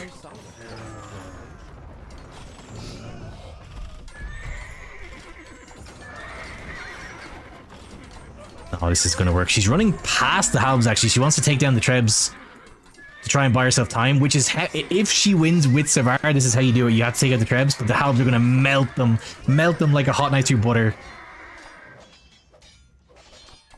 Crazy. Dizzy's dead. I can't believe it. She can't believe it. I bet even Silverbloom can't believe it. But Dizzy's back. Oh, Dizzy is back to the corner. Silverbloom is gonna take this. He's gonna get the monastery back down. No way. We've 8 militia. What's going on here? What's the point of Persians if you don't make vills? That's what I want to know. But we are 800 elo. Star Wilhelm. Like, we're trying our best. The problem is, like, at this elo, I know, like, we have a lot of people at lower elos in this chat. Everybody knows you got to make vills. Dizzy knows you got to make vills. But it just happens sometimes where it leaves your brain, but Dizzy calls it. I can't. Dizzy is going to be so mad. She is just like, oh my god, Addictive is going to be so smug. He got a good clip for his channel. No way. 1-1, but what a way to take the game back. That was one of the best things I've ever seen. The Trebs sneak through the gate to blow up the monastery. See, if Dizzy just had economy making the whole time, that was not going to happen. But it's tied set now. Back to the draft. What a game. What a ridiculous game. I was worried it was going to be very boring because the relics just end the game. So Portuguese win for Silverbloom. Persian loss on Kubu. This is Silverbloom's home map. And I will remind anyone for who missed the explanation to start. In Draft Showdown 2, you see the admin pick civs underneath the civ picks. These are shared picks between the players that by the end of a best of 7, both players need to have used 3 each. So we're going into game 3 now. I imagine both players will probably be thinking about using an admin pick here. It just makes the draft a little more mind gamey. You might, like, you could assume someone's going to go for an admin pick here. So by looking at their remaining civs in the admin picks, it kind of informs your draft pick. So Dizzy gets choice of map though. Let's see where we're going. Great admin civs. Yeah. For Dizzy as well. I know apparently Silverman likes Sicilians too. But great spread of civs. These are civs that Dizzy would just pick. I hope Dizzy doesn't feel too discouraged by that game. She will find it funny. When she watches back, she's going to be like, oh my god. I imagine she doesn't know how the Trebs got in. She just like suddenly looks in the top of her base. There's Trebs in her base behind her TC, killing the monasteries. Okay, they're in game. Oh my god. Okay. This is going to be a sick game. I'll set up the prediction. Game 3, we're going to Dizzy's choice. We're going to Border Dispute. And it's a Goth Mirror. It's a Goth Mirror, guys. This is going to be insane. This is Dizzy's map. And honestly, I think this suits Dizzy's playstyle really well. Dizzy's a very aggressive player. The Goth Mirror match on Border Dispute. Oh, they've no speculate. Hold on, we're going straight in. 2 minutes, right. Get your Gamba in. Here we go. Game 3. Border Dispute. This map is insane. You couldn't spawn closer. We have a lot of hunt in the center to fight over. Goth's great pick on this map in general with the hunt bonus. But we're going to be vicious fighting from minute 1. Did we both grab Bloom? Absolutely vital. SilverEclipse did not grab Bloom. You have to grab Bloom. Goths get the instant Loom. You just have to grab it. Pulling our boars. Dizzy straight away. We know what we're doing. Very practice on the Goths. One of her more preferred civs. It suits her playstyle, I think, a lot at least. But this is going to be aggressive. I don't know about SilverEclipse. I'm favoring Dizzy here. Dizzy, this is just like Dizzy's bread and butter. This kind of Vil fighting, super early aggression. A Goth Mirror. On Border Dispute of all maps, yeah. We got some boars secured. 2 boars in for SilverEclipse. Looks like Dizzy only got 1. That's honestly pretty huge.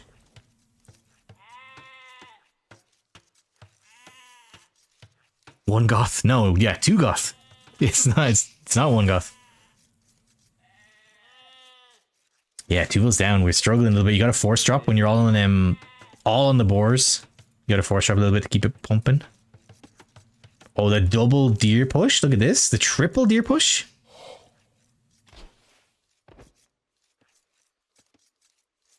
Never mind. We only killed one of them.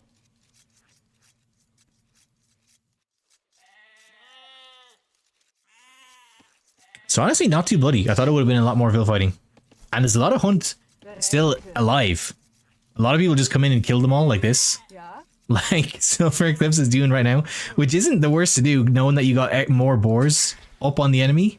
Just kill them all and take what you can. But we're getting there. But SilverEclipse in the lead. 100 res up already.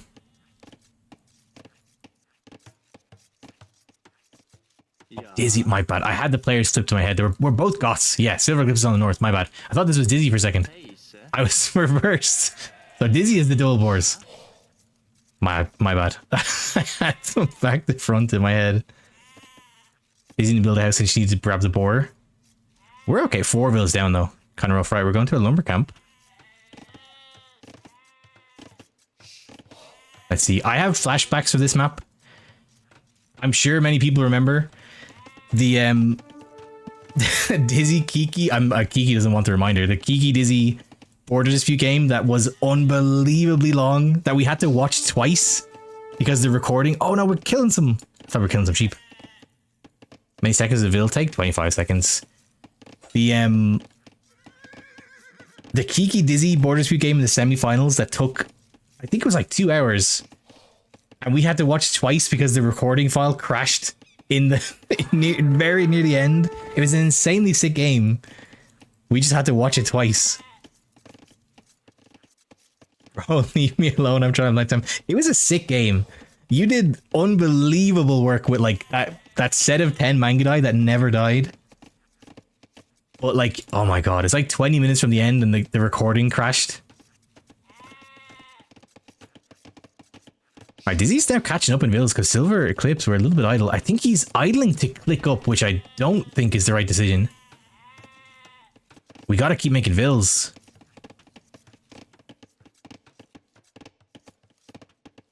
He is idling to click up. Dizzy's gonna keep making vills though.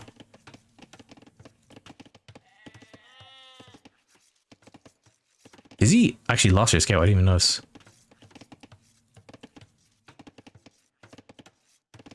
Yeah, I think this is just standard for SilverEclipse. He sent 4 to gold really early in the other games I've seen as well, but 14 vills is kind of crazy.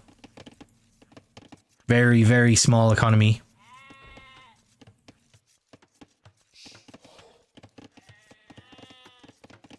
Sick walls though. Dizzy lost the scout. SilverEclipse scout is out here. I saw SilverEclipse's scout chasing Dizzy's. I guess it managed to kill it. But nice walls. This wall is a little bit awkward. You could just wall like this single portion, but it's fine. There we go. 14 vil click up. You think Silver forgot to click up? No, he was idling. He didn't have the res. He was intentionally holding off making vills to click up, which I don't think is right. Just keep producing. Try and get up naturally. Dizzy's going to be up on a much better economy. She has a ton of sheep, by the way. Audio broken for me? Oh. Is it? Can everyone hear the sound okay? 20 vills. Dizzy's about to click up now very comfortably. 14 vills. So, like, if we're going completely all in, you can go, like, what do you call it? Like the Tato build. 4 on gold, or even 7 on gold.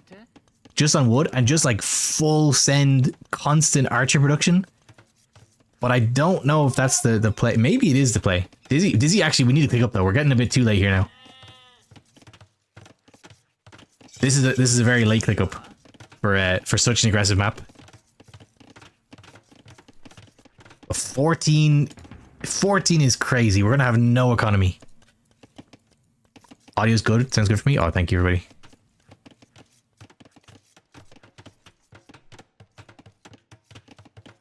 There we go. 23 vills. 23 vills is very late. 23 is like a fast castle level. What are we gonna do? We need farms now. We need to spend wood on farms to keep our vil production going. We can't make any buildings. I think SilverEclipse needs to work on the timings. Like, it seems to be a trend that he likes to go up really, really early. We can't, we just can't afford anything. 14 vil, like, getting up early is cool, but you need to make some use of the timing. There's a militia somewhere. Militia in the barracks. He's gonna like 23 vills is at the beginning of the game. 23 vills is so much bigger than SilverEclipse's economy. It's crazy. Just like percentage wise, on low economies, every vill extra is huge. I think Dizzy's gonna have this opening at least in the bag. What are we doing, Dizzy? She's looking for something to tower, I think. She's either looking for something to tower or she wants to drop a building. That's what Dizzy just likes to do. She's gonna drop like a barracks or something back here, or a range. Tower defense. A tower might get forced out of SilverEclipse here. He can't afford anything. He has no space to build, to afford another building. He's going to go for man-at-arms though, but so is Dizzy. SilverEclipse sees this. We're walling in a tower. This is a nice tower. Cuts off the gold. I don't hate it. This Vill is in trouble, but that's fine. This Vill could probably win this fight, to be honest. Lower their brain says up faster to winning. True, Airbud. I've had that conversation a lot. It is difficult. I think a lot of people at lower elo just think like, I need to be in Castle Age, so they just stop making vills, wait like 3 minutes and then click up. But that's so much worse than just making vills, keep making farms, and then naturally click up. Maybe you buy a little bit of resources. But idling is so much worse for your economy. Unless you're like literally gonna die. Like you need to idle for imp or something. Very, very few reasons, compelling reasons to idle your entire economy. Gonna be a man-at-arms. All out man-at-arms war though. Is he going for the early blacksmith? Dizzy just has money. She needs to add farms though. That's the next stage. 16 on wood. We need to convert some of this to farms. That's one thing that SilverEclipse is doing better. Don't quite have the economy. We just barely have enough farms to keep up vill production, which we're not even doing 16 vills. Dizzy needs farms. Okay, nice. She realizes slams a mill. I'm fine with that. Doesn't even matter if it's not on a berries or whatever. We just need to be able to make farms. Nice. Okay, nice reaction. We're going to wall into vills. The only problem is Goth infantry. We're going to delete these walls once we get out there. We don't need arson. We don't get arson. We get the bonus building damage. Market. I think this is okay. So I don't hate the market early in this specific situation. My only complaint is that Dizzy does this often. I feel like she often goes for market first, where I think like another building, a range goes crazy here. Like market is a bit early. I only don't mind in this situation because we've so much wood that we can sell some of it, but just we need farms. We've zero on food. Here we go. Oh, nice. Yeah, Dizzy's gonna have a great fuel age here.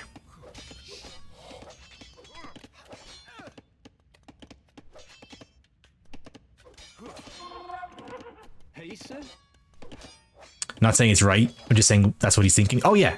I'm not saying that I think you think it's right. But yeah, you're so right in saying that that's what low elo players do think a lot. That faster uptime is just better. A lot of the time it's better, but if you're getting there by pausing your entire economy for 5 minutes, it is so much worse than just being like a minute or two late to the next stage. So Dizzy loses the man-at-arms. But we're gonna have a huge farm economy soon. I'm gonna mark it up. What's up, Trojan? Yeah, we're in border dispute. They are so close. They spawn mega close. We're going to a second gold pile. Got the reverse F gold pile, by the way. SilverEclipse hits the gold pile though. And Dizzy has no army to defend. She can afford to make more though.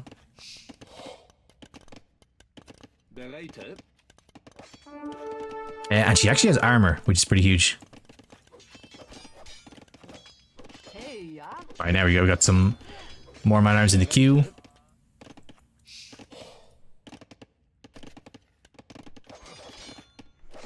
$16 vills in fuel economy is crazy. Kind of is crazy. SilverEclipse at least is getting vill production underway, but the food economy he has can only support vills.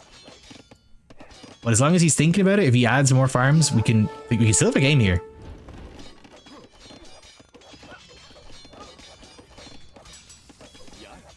Dizzy has the better units right now. We have armor. We can actually, I would even maybe take this fight. SilverEclipse is about to get armor. Dizzy. Oh, we're adding a range and fletching. This is huge. Huge moment if she can control the arch as well. This is going to go really well.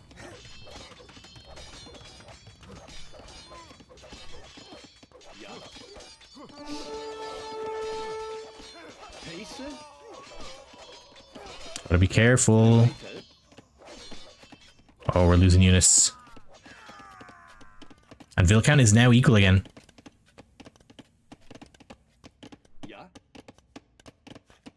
Does it make sense in this matchup to add some archers to feudal? Yes. Yes. On this kind of map, yes. It's so close. You're so aggressive that like archers are very rarely not going to get any value. For sure, like a minimum 2 archers I would be adding. You don't want to go crazy because obviously archers in the long run against Goths have problems. But yeah, feudal age for sure. Archers are as good as you're going to get in this matchup in feudal age.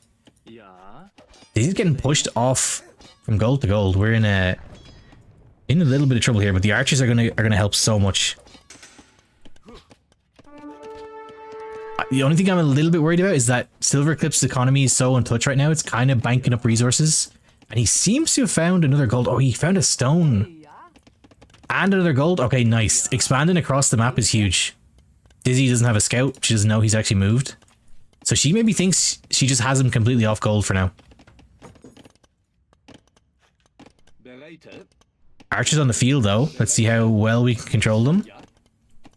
But this could be a huge attack if Dizzy gets back against yes, look at this archer on the wood line. So cool. Oh my god, we're gonna just send the vills to fight it. Let's see the micro.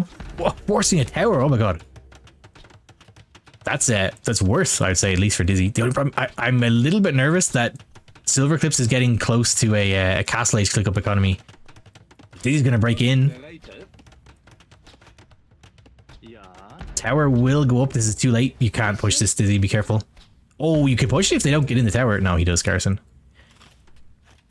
Okay, nice tower. And castle clicked for Silverbloom. SilverEclipse. I'm so... keep saying... I can't stop saying Silverbloom. Oh... And I feel like he changed his name like a while ago as well. I can't get it out of my head. Oh, Dizzy's gonna see the new mining camp for the stone. We're delaying Castle Age even further, going for forging. We are idling up with vills. Nice little bit of micro. Harder these days though with the faster infantry. I hope Dizzy thinks about clicking up soon herself as well. And we're not on stone. Can end up being a problem. But I think we've caused quite a lot of disruption. Dizzy's still with a bit of a res lead. And the Vill lead for now. Oh, if she sees this gold, that's insane. She has to be... I hope she can think about that. It's hard to think about. But in Dizzy's position, you got to think like, right, I don't see them on gold here. I don't see another gold anywhere, but they're making gold units. And I don't see a market. So either they have a market. Okay, he does actually have a market. I don't know if she sees that though. She doesn't. You have to think, do they have another gold somewhere? Or are they just straight up using the market like crazy to afford this? Right, she sees the market. Castle is clicked, but SilverEclipse is going to be up first. What's up, BSJV? What either of these? We got 800 for Dizzy, 900 for SilverEclipse. It's on the top bar, just underneath the names. But if Castle comes in, can't quite afford a castle, but if we market abuse for a castle drop, this could be pretty devastating against Dizzy. Check your market, true. You can check the market prices. But it's good to keep in mind, like, you're seeing the units that are being put against you. Like, you're seeing a lot of man-at-arms. They cost gold, they're not free. And you know you've taken your opponent off the only gold you can see. So they have to be somewhere else. They're taking the gold somewhere else, or they're going crazy with the market. Oh, we bought the castle. This might be devastating. Dizzy has army, though. Hold on. Oh my god, this might be huge. Dizzy can stop this castle. She needs to get her more army here. 4 vills. 4 archers can kill a lot of vills. They're missing though. Be careful of the TC. You have to alt click. You gotta alt click them in here. Oh, she is. Nice. Okay, there's too many vills. I think this still goes up. She might kill a few vills. Don't let them move forward though, the TC.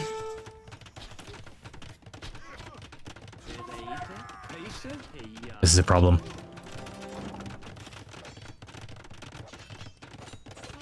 Dizzy in Castle Age, just no stone for a castle. Right, castle is up. But like, it's very distracting for Dizzy. This is a huge problem, just mentally. But she is in a pretty good spot. You keep get a new blacksmith up. Actually, this blacksmith can't even be hit by the castle. Just keep making man at arms. Even go for longsword. We could fight the enemy Huskarls. Definitely possible, but this is a really sick play from SilverEclipse. Maybe a shaky Dark and Feudal Age, but nice castle drop.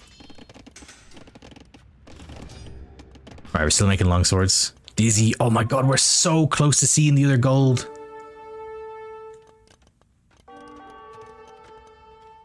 She's gonna see some stray bills, that's huge.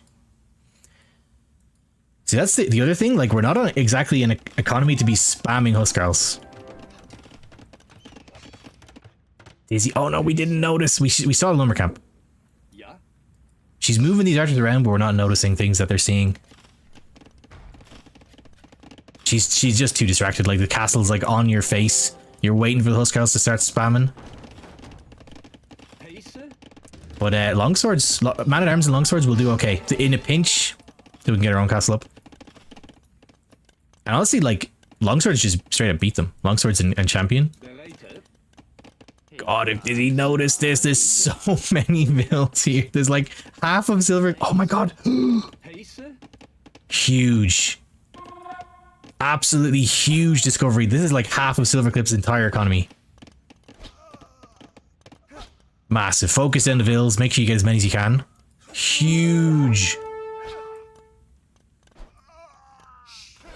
That's so nice. Dizzy gotta make sure he's get as many as she can. Oh, what a nice find. Nice micro, by the way. We're looking okay at home. Down to 23 bills. Like the archers will get cleared up now by the Huskarls, but that was so worth. It's crazy.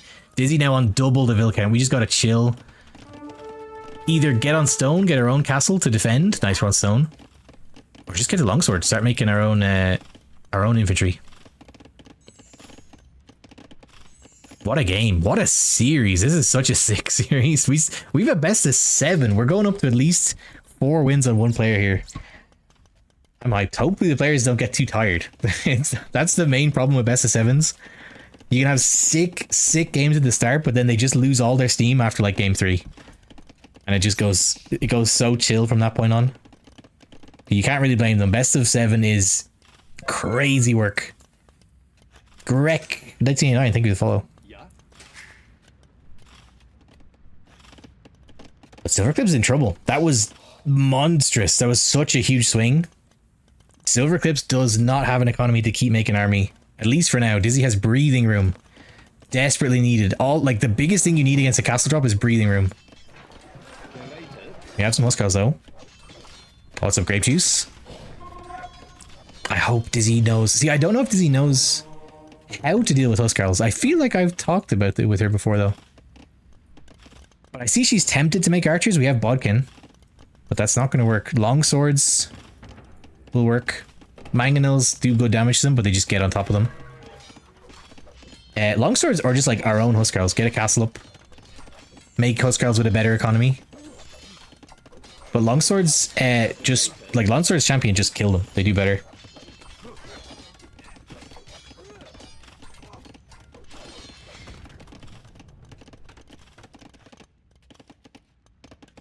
Oh, expanding some economy. I like it. Little bit sketchy when you're in the face of someone who's castle pushing you.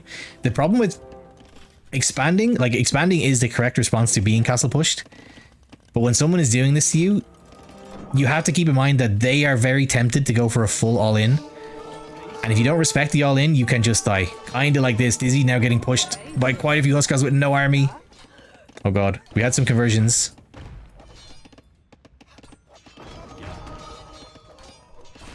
Finally gets taken down. Huskarls running through. We just need man at arms.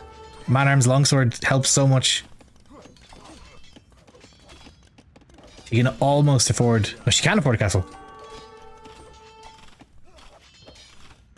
Oh, castle here? I don't... I mean, it's okay. I don't love it. I would love a castle defending gold wood. Like castle here, maybe? Like right here. Defends the gold, defends the wood line. Here doesn't actually defend too much. Defends a push on the base, but the base is being pushed regardless. The castle is going to kill this TC. But it lets us make huskarls. That's nothing... something to be said for that. SilverEclipse sees it. Too late to stop it though. But now Dizzy has a way to make huskarls. SilverEclipse wants to drop another castle. He has stone. He's gonna add siege. But Dizzy has the slightly better economy now. We gotta start pumping. Let's make some huskarls.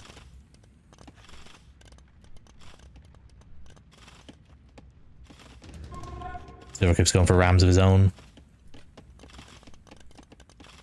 What a crazy game. You're back with sound? Oh, nice. Alright, let's produce. Let's make a lot of huskarls.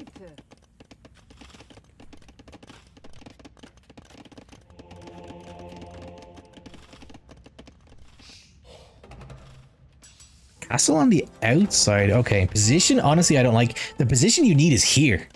If you want a castle, you need a castle or a TC here. This is still a problem. Dizzy knows this is here. She'll probably send units back here later. This castle doesn't actually do much.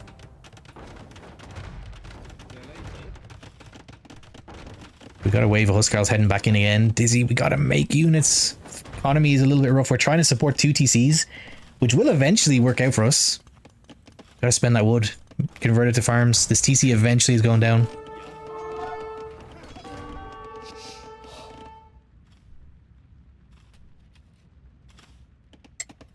We gotta get on gold. We actually have a nice gold back here. Even walled us in. Whoa, where are we going? Whoa, okay. It's okay. Actually, I like this position. I just talked about I want a castle on golden stone. We're getting... sorry, but I want a castle on golden wood. We're getting a castle on the enemy's golden wood. We can take this. This could be a new base of operations. I don't hate it. As long as it doesn't get seen. Oh, SilverEclipse. Wait, what? There's a mill being built here by someone. Who's building this? Oh, these guys. These guys are heading all the way out here to build a mill on these berries. This castle is going to get sneaked up. Kind of pincering in SilverEclipse's main base.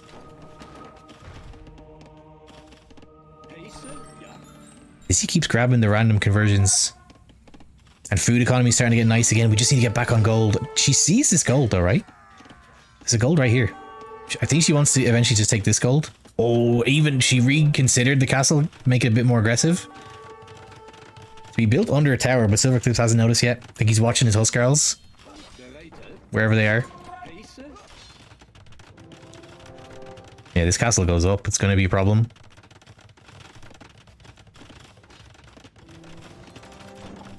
I think he just hasn't noticed at all. Castle goes up. Let's get on this gold, Izzy. We need gold. We need money. SilverEclipse going crazy with the quick walls to save his bills.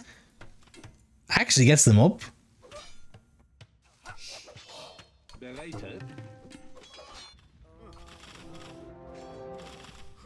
Well, I mean, look at the economies. 52 villages for Dizzy, 19 for SilverEclipse. Dizzy should have this. I keep saying should, and then the players keep finding ways to surprise me. Should have this. She just has to get back on gold. We have saved golds. Okay, nice, nice. And we take this one too. Get these villas working again.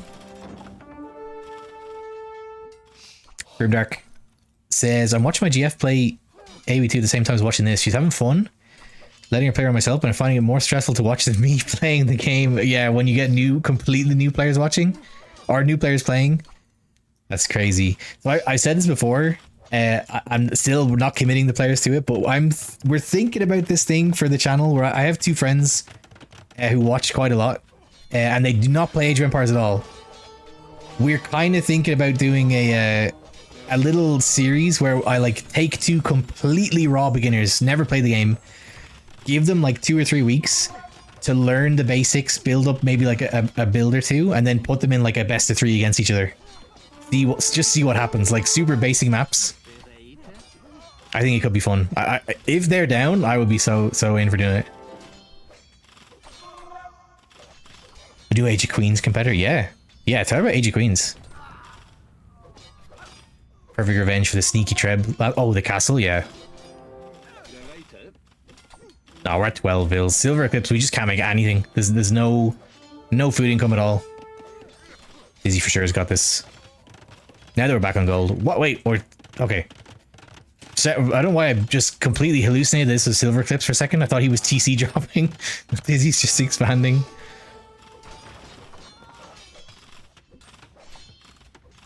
What a crazy game. Age of Queens. Oh, Age of Queens is a all women like Age of Empires organization thing. It's a Discord group. It's like they set up tournaments. They have like team games and stuff. It's sick. I've casted some tournaments before. They had the SilverEclipse calls it. They had Queens Clash recently, which is like low elo women only tournament. GG. That was a very stressful game. That was a sick game. 2-1 to Dizzy. That was very nearly not Dizzy's game though. What a crazy back and forth game. This is shaping up to be a really good series. Let's see where we're going next. But yeah, Age of Queens. Do I have a command for that still? Let me check. Yeah, any girls. There's an all girls Age of Empires like community. It's pretty sick. They run tournaments. We're running the Age of Queens cartographers right now. I think there's like a day or two left to sign up. Do I have an Age of Queens command? No, I have a command for the Queens Cup. This is the best I can do. So if you want to join the Discord, check it out. Right. We had this is very hard to, how am I going to mark this? Right. I'm just going to put it down as that both players have played the Goths. I can't really mark a win and a loss. I don't think, at least. No, I can't. So I'll just put a tick. Both players have played Goths. Border dispute went to Dizzy 2-1. Game 3 goes to Dizzy. We're going for game 4. SilverEclipse's choice this time. Right, game 4. I'll put up a prediction. So you can spend your Gamba. Who wins game 4? Dizzy, SilverEclipse. There's a prediction. We're going to Bog Delta. Dizzy on the Spanish, SilverEclipse on the Saracens. All right, here we go. Game 4. Let's go. Bog Delta. Game 4. We still have quite a while to go, because we're going up to the first to 4 points here. But Bog Delta, pretty hard map. Water-based map, but it's quite a land battle as well. Dizzy in the north and the teal. On the Spanish, we've had so many arena-style maps, and then we get the first very open map when she goes Spanish here. SilverEclipse are going Saracens in the south on the orange. Let me just check whose admin picks were these. Did they take admin picks? No, these are straight up picks. Yeah, these are not admin picks. So that's something to keep in mind, that both players will have to go back later for some admin picks. Yeah, we're on cheeks. I love when that happens with maps. Here we go. I don't have much. I don't think I've ever played this map, but I've seen it. Does Age of Queens cater to someone who's literally new to the game? I think so. Like, I'm not really in it. I've cast with it. I have some friends from Age of Queens, but I'm sure they would accept people who are into the game and they want to meet some other women that are playing. Check the Discord in that link. Exclamation LEQC. Like, they're not going to turn you away. If that's what you're asking. They're like, no, you're too. We recognize that you're a girl, but you're too newbie for us. Only the pro girls. Oh, for sure. Check it out. They're always running stuff.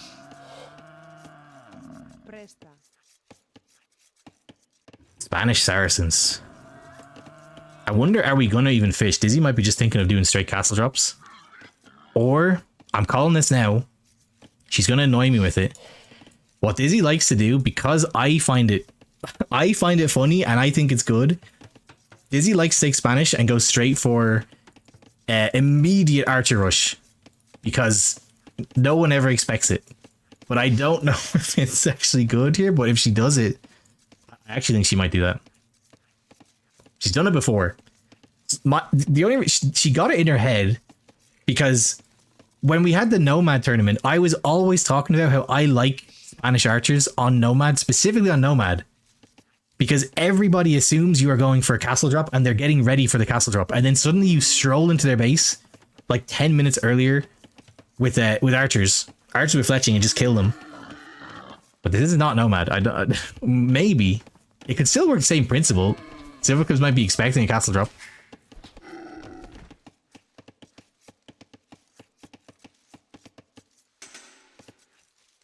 See. We're signed up. Oh, for cartographers? Nice. I have to look at the maps. I think I sent them to you. But as I said, and I will continue to maintain throughout the whole tournament, you are the carry here, Lexi. I don't play team games. We're setting ourselves up for failure. Everyone's gonna be like, wait, what the hell? Why is this guy who's over the elo limit playing? And then we just get absolutely dogged on. Absolutely Shrek. Where are we going, Dizzy? Servidora. Monday? Presta. Okay, we're docking, I think. We're thinking about it. Pretty nice uptime though. 19 vills this time. 21 vills for SilverEclipse, I don't mind. But it's weird that this is the map he decides to go up later on. He's going like super early uptimes on all the other maps. And we're walling the whole... Oh my god, we're gonna wall the whole map.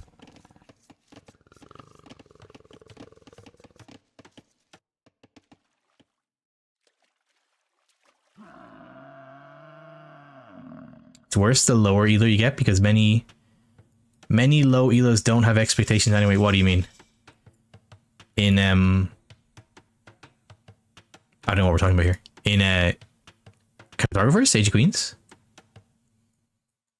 or in just tournament play in general. Can't wait for Michi back in the 1v1 pool so I can do a science. Do a science-based experiment and find out what elo Spanish Michi archers becomes viable. Oh my god, like 100, maybe. Monday. But Silverbloom, pretty on point. We're fishing. Unfortunately, we're fishing from the shore fish, the box turtles. But Dizzy's gonna start fishing too. And the main thing is, like, I'm calling it. Dizzy's not on stone. Dizzy is not planning to play standard, like, Spanish castle drop. Dizzy is in. Oh my god. SilverEclipse is gonna see this. He could have seen that. I'm not sure if he did. He didn't. He's controlling these units. If he saw this, that was a miracle. See? We're sneak villain. If she's gonna drop. Yeah. These build a barracks. These guys build ranges. Calling it now. She has to hurry though, because when you have a fish economy, like, you're under even more time pressure to do damage to the economy. She's gotta be fast. Oh my god. SilverEclipse also adding a range. SilverEclipse's range is up first. Dizzy's got to move. Monday? So the whole point of having a forward building is you get the punch. The punch is so strong. It hits so hard. The opponent is sitting here already with their building up. Like, you gotta hurry up. She went too low on wood. It's too tough trying to fit everything in. She wants to fish. She wants to forward. You need so much on wood.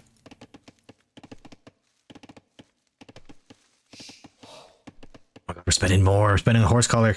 We need the building. Just, if we're doing this, we need the building up now. To see, let's go. We're just gonna get Archer Rust ourselves. Archer's already on the way for SilverEclipse, and a fire on the way. SilverEclipse, I have to say, playing this pretty well. Oh, get your girlfriend on the low elo Queen's Cup. Yeah, I've said I did a good bit of casting in the Queen's Cup. Lexi cast with me. Oh, actually, did we? Yeah, did we cast that one, Lexi? I kind of feel like. I'm trying to remember. Yeah, we did. Yeah, we cast the finals. And I said to them, like, we need another one. It was really good. I was trying to remember, was our first cast together in the in Wandering Warriors or not. Because I remember that's when we met. But I couldn't remember had we cast already by then. No, I think our first cast was... I don't know if our first cast was the finals or if we just did that. Range finally. Oh my god. This can still hit pretty hard. But we're very, very late. It's just we're 3 vills down in the economy because they're just out here. The whole time SilverEclipse is fishing. We're making vills.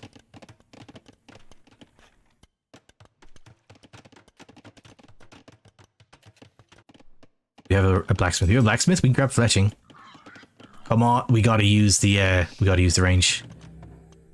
Let's go, Dizzy. We're making so many spears. What's going on?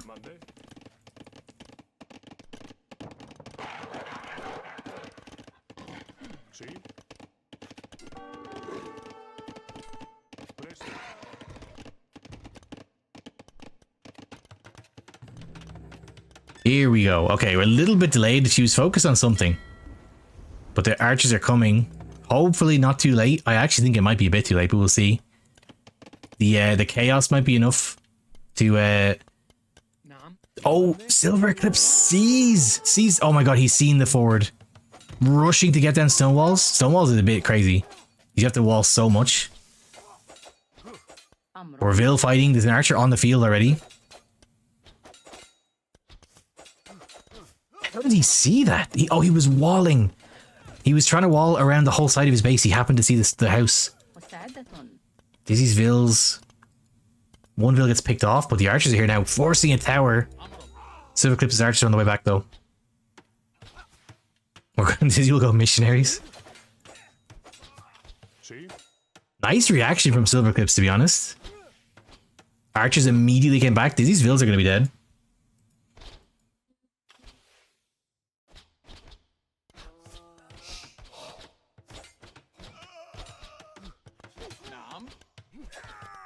Sick. Held it back. Dizzy was really hoping this would be like a super impactful push.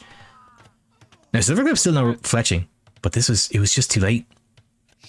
It took so long. We can't, like, we tried to fit in everything, but if we're docking and doing all this, we need a million on wood. Way, way more on wood.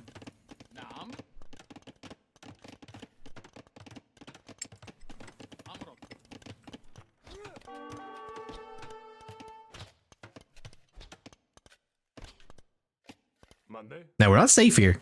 I'm surprised he actually deleted the tower. He might need to keep the tower because we can't actually keep these archers out without going absolutely insane with walls. Tower is still gonna happen. Dizzy should get some Vil kills.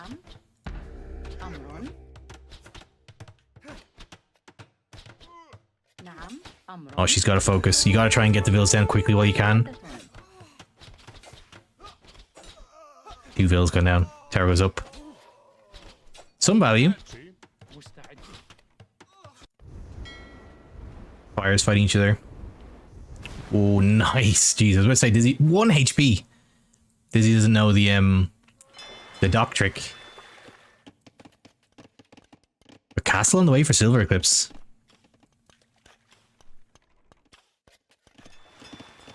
See, his economy is just looking really nice. We got the fish haven't even been working like well. They've been on shorefish, and they're still. He just has more eco units than Dizzy. Oh, nice repairing the fire. Does Dizzy know where the yeah, knows where the dock is.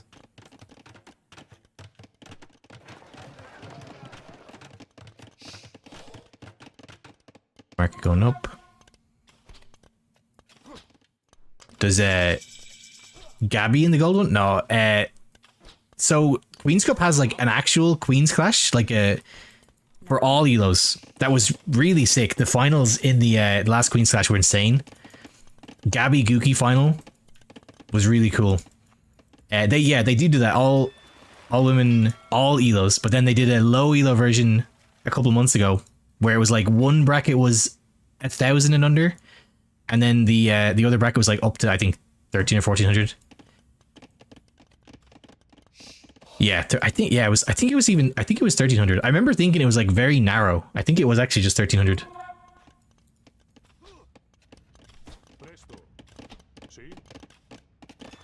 Dizzy still being a pain. She's on the way to castle herself now. SilverEclipse is up. SilverEclipse just has like nothing to defend. Gonna try and get a stable up. And SilverEclipse just like being forced to tower everything.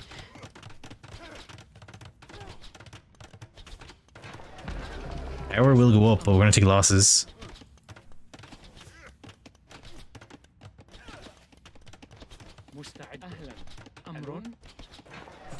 Oh my god, we just finish the tower, please. You're stressing me out. Okay, we're gonna fight the vills back.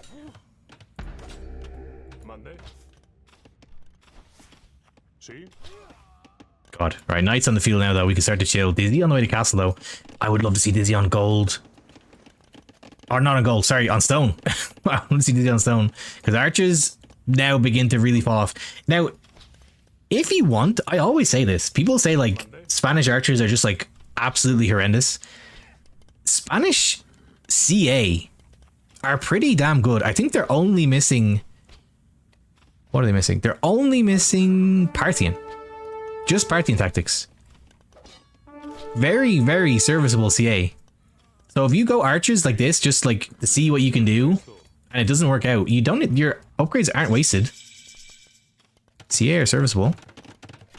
Okay, we're gonna go on stone. Yeah, there was a prize pool for the Age of Queens Cup. Yeah, it was so cool. A sub 1k tournament with a prize pool is just like unheard of. Because it's just so easy to smurf and stuff, but I guess in such a like verified community, and just like everybody knows each other in that community, so it was so sick. We have like sub 1k girls with like they can make Liquipedia pages and like report their earnings through esport earners. Double demo on one fire is not worth. That was not a great trade. What happened to that Belarusian girl who was 1800? Show us something with the ladder, but she's not gone. I don't know. There's a couple of high elo girls. We have well, obviously it's Gabby Gookie. There's like Hannah is like 1800, right? 1900. She was putting like JDAC and loops, giving them a run for their money. Erica is like 15 or 1600. I've come up against Erica on the ladder sometimes. Dizzy's gonna try and get a lot of demos being made. Oh, this is what I was talking about, the dock trick. Dizzy accidentally doing the dock trick to herself.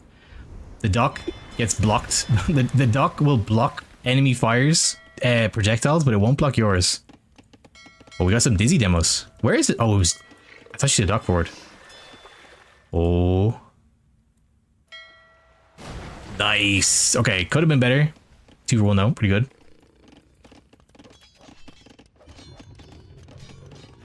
Oh, we have a castle up. Spanish castle is one of my favorites. I don't know if it's my favorite, but god, it's so nice. Conk's so crazy here though. We have another castle up too. Mamluke's on the way.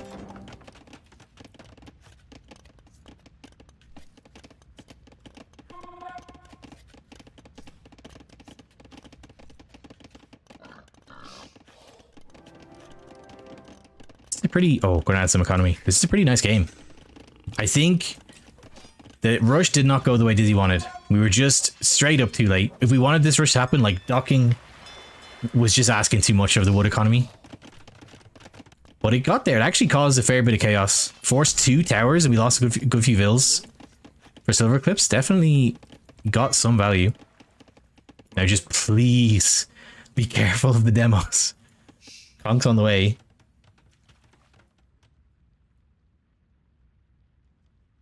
I'm gonna start to harass these fish that are left.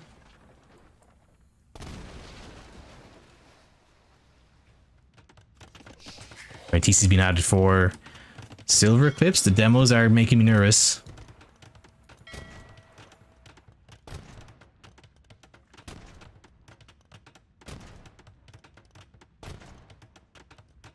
Nadia, I don't know if I've heard of her. You felt like she came back for a brief period. Maybe 3 years ago. I don't recognize the name. A lot of Mamelukes though. Mamelukes do fairly well. Yikes. We're a bit late to the punch with the conks. Nice production though from SilverEclipse. Oh no! Wait. We did a like 360 drift. Okay, nice. We got it. Whew. I was worried he was going to blow up both demos. Those guys, like, the demos were going so fast, they went straight past and, like, skidded to turn around and come back. Is he adding galleys also?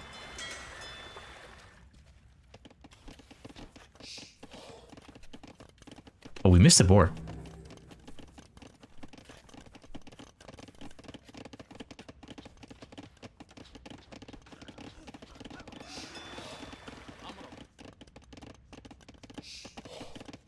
She's active for the ladder for a while, or just destroy your streaks when you play. She might be in Age of Queens. Have a look, maybe she's there. I don't recognize the name though. But Dizzy's economy looking nice, 55 vills, 37. But we're getting there. We have 2 TCs for SilverEclipse. We're producing, and right now has the army lead. Very scary, massive Mamelukes that are going to get some serious damage here. Oh my god, Dizzy can't actually deal with this. This is a big problem.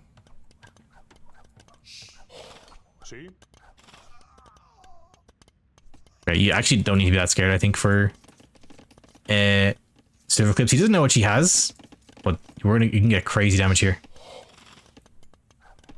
Oh my god, yeah, we're gonna run through. No, hold on. Wait, are we? We're in a little bit indecisive. No, we're too afraid. Poking what we can. Coming back. God. A little bit scared.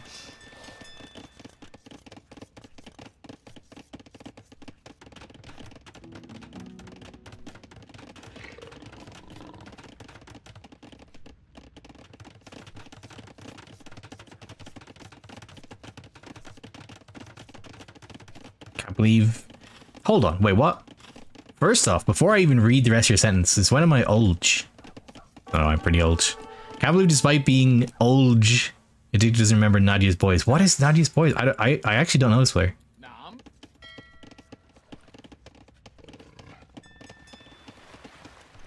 Yeah, since last week, fair. To be fair.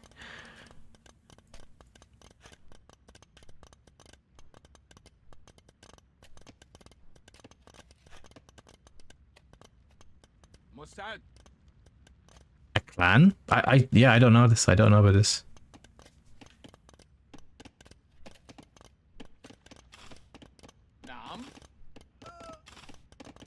So, trying to run back to where we were going for, we got a castle just to save ourselves from the raids for Dizzy, which is doing pretty well. The castle is like not fantastic position. It saves all these vills. I'm fine with it. We just got to fix this economy. 40 vills on wood. Gotta get back on gold. We're trying to make like a full navy army, which can do okay, but the space to maneuver isn't exactly huge. Mamelukes are going to be a problem here.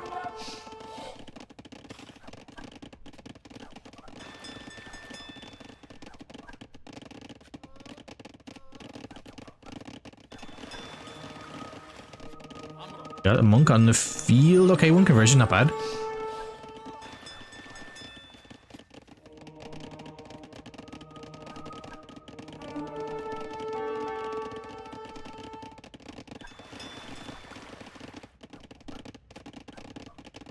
If you're truly old, you remember all the tripe that was on BBC Three when we were teens. That would require me to be watching BBC Three, Lexi.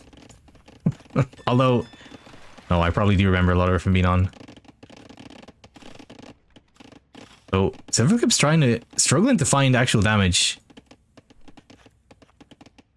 Dizzy needs to find an answer to this. Dizzy's answer is going to be galleys, which I don't know how well this is going to work. SilverEclipse's castle actually is in a really nice position. You can't really get in and try and take the space. Is he going to go crazy with the fish? I don't hate this at all, to be honest. We have the water domination. Get a huge economy. And the Mamelukes, like, aren't... We only have a couple left. It's not that big a problem. Grab some monks. Spanish. Like, we can... We have some options. We can go... I actually don't even hate camel archers. Or, not camel archers. I mean, sorry, camel archers would be great if we can make camel archers, but we're not. We're fortunately Spanish. CA, I don't hate. And now the Mamluks are kind of stuck. Slightly. We're actually kind of trapped. I've been converting these like crazy. They actually can't get out of here very easily. How did they get trapped in here? Oh, they're not. Never mind. There's an opening. I thought this was completely walled. We can yoink these boys. There's not that many.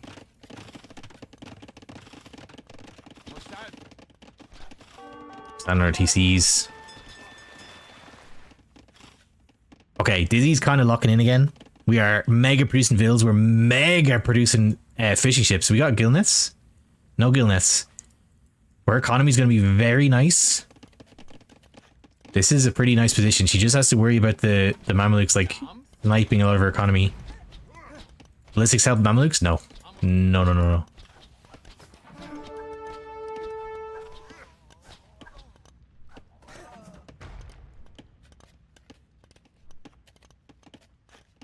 I'm a little worried that Dizzy isn't sure what to go for. Our economy needs fixing. I want to just lock this down. Get stone walls. Lock it down for Mamluk rating. Get 1 million farms. We've 2,000 wood we've got to spend. Whether that's into fishing ships, whether it's into farms, I just want it spent.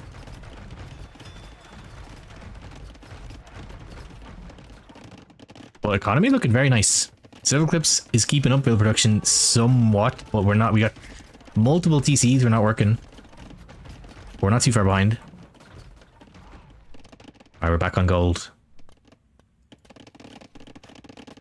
Dizzy, we got it. Okay, she's just spent 1 million wood on something. I don't know if she sell or... Did she sell wood? What did she just spend infinity wood on? Ah. She sold 1,900 wood. Okay. Well...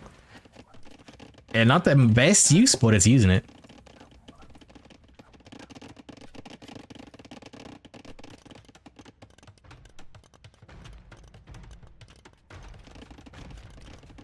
Imp on the way for SilverEclipse.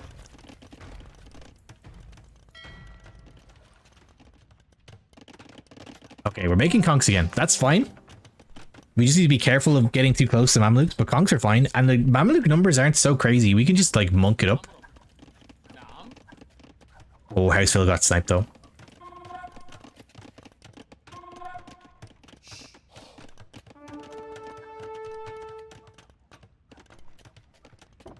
Vills in queue? Yeah, I think she's just remembered. She's like, oh yeah, I'm working on Vill production. This is fine, by the way. I love at lower elo. This is a mistake at higher elo where you just like jam your queues full of Vills. I think it's so beyond fine at this elo. I don't care at all. Like 20 Vills in the queue is a mistake to work on eventually. But their end result of having 20 more Vills is so much better than temporarily having a low food count. It's fine. It's very good. Another castle being forced here. Well, forced is strong, but it does deny gold. This gold is never getting taken. We need to delete a university or a castle to get this gold. Here come the conks, though. Nothing back at home. Is this open? It is open. Deer's on the way, too. Joining the charge.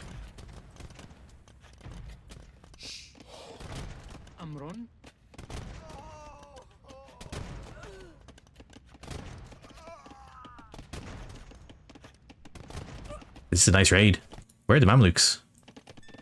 The Mamluks got... Did they get cleared out? Mamluks are back home. Oh no, there's some in here. Alright, we're small numbers. We can clear them out. Okay, gotta be careful, Dizzy, though. Mamluks will shred the conks if they can get on them. But economy looking great, but SilverEclipse and Imp. Dizzy can click Imp.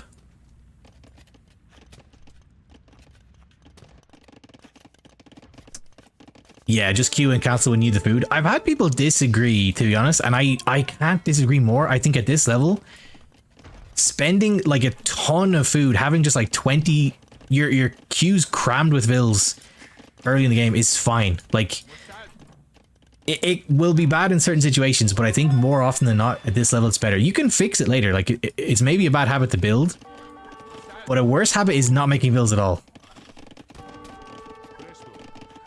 Alright, this is kind of a problem. We needed to secure this. We needed stone walls to secure this farmland or another castle. Now, our farming vills are a little bit in trouble. Imp on the way, though. I think Dizzy is struggling to deal with Mamelukes. we're not at, we're getting there. We're not at a complete critical mass. Like, monks still help.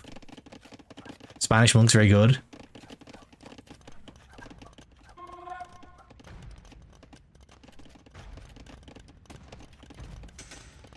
SilverEclipse. We're not actually doing much with him, to be honest. Our economy's still a bit small. So Imp, not actually the biggest pressure for Dizzy just yet.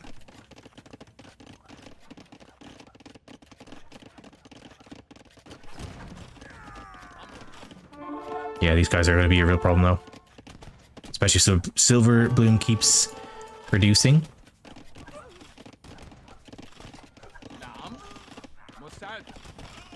Oh, Conk's just gonna shred it. We're gonna lose so many vills here. This is a problem. Oh god, if there was just a stone wall here, this is... We're so fine. We're actually in an amazing position. We're losing so many vills. 50 seconds Imp. Thumb ring in for Dizzy. Dizzy is thinking about CA. So CA actually work. CA, as long as we're careful. Mameluke don't have amazing pierce armor. We kind of trapped in civils here with this university. These guys are now dedicated to the study. Unless they want to, unless we drop another lumber camp in here.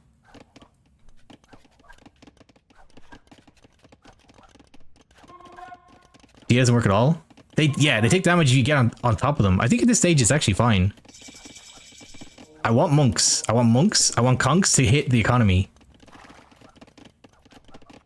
ZA with micro. I don't think is the worst. We got 3 range on these boys. Spanish CA, they get everything. Now, if we get to actual numbers in Mamelukes, we're at a different story. We are just constantly under pressure, though. These villas are going to be in constant danger.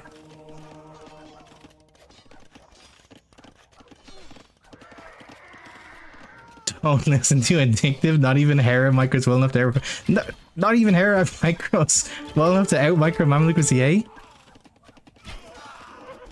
I don't think it's that bad. Okay, be careful though. We are on Bodkin.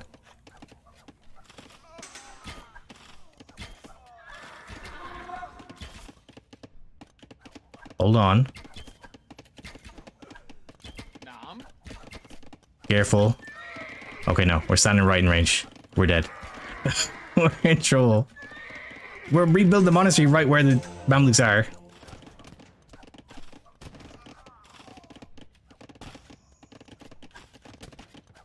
Okay, we finally cleared them up. We're back on full triple castle production, and now we have Trebs. Okay, we're in Imp though.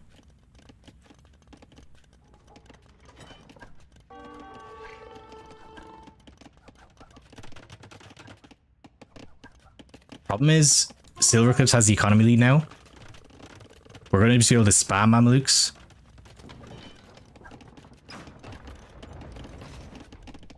I think Dizzy is in a position... Yeah, we're going to stay on CA. We are, I think, going to get overrun here.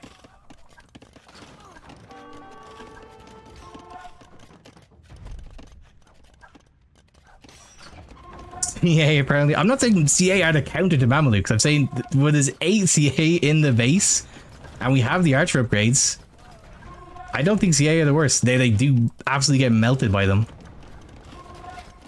No, monks would have been the answer. Conks would have been the answer to just send them to the enemy base. This is... Oh my god, we're running the conk straight in.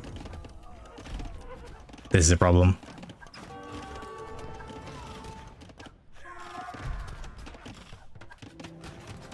I'm gonna try to repair the castle. We are Imp. We have no gold income. Oh god, we also spent a lot of resources taking the water. And the water, I mean, to be honest, I was gonna say the water didn't help us at all. We had the entire fish economy, which is quite nice. We still have the res lead. Oh, Mameluke's gonna Mameluke. Oh god, we actually don't really care about the castle. Right, or maybe a little bit overconfident here. We're just running Mamelukes under the castles.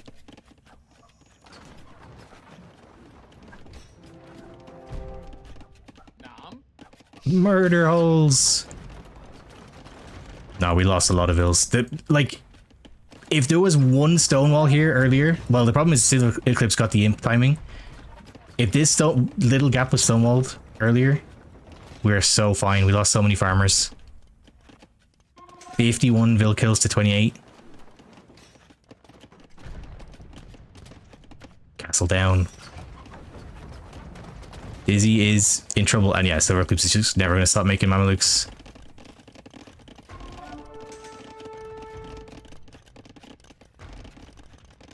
Oh. The donkey monk's actually good. I don't remember the last time I've made a missionary. They got buffed. Oh yeah, don't they? They get husbandry now. Oh no, sorry, they get cav armor now. Is that it? Well, they changed something in the big patch.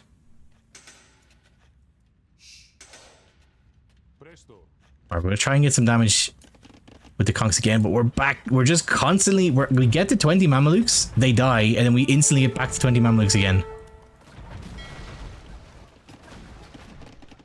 Trying to rebuild the economy. Cavalier we're gonna switch to.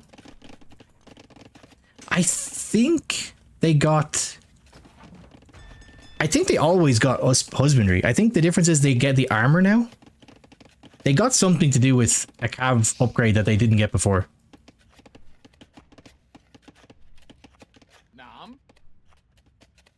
Addictive doesn't remember missionary. They got cav armor? Yeah, I knew something like that.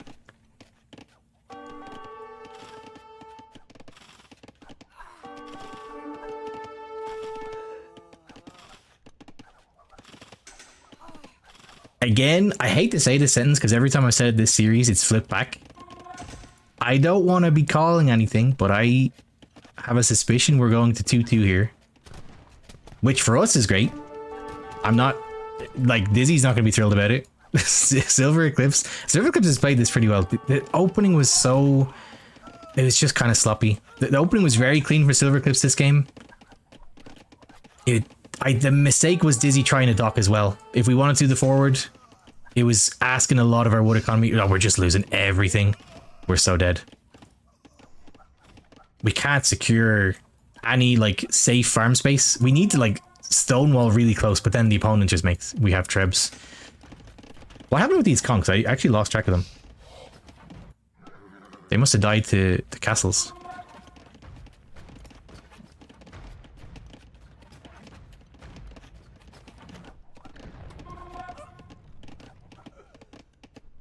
Wait, what?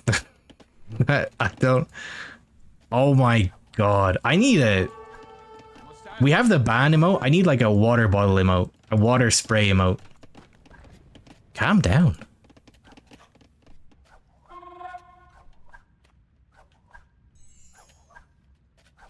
What the heck is this Saracen? Hey, I love the Saracens. It sucks to die to Mamelukes. But Saracens are sick civs. Saracens survive things that very few other civs can manage to.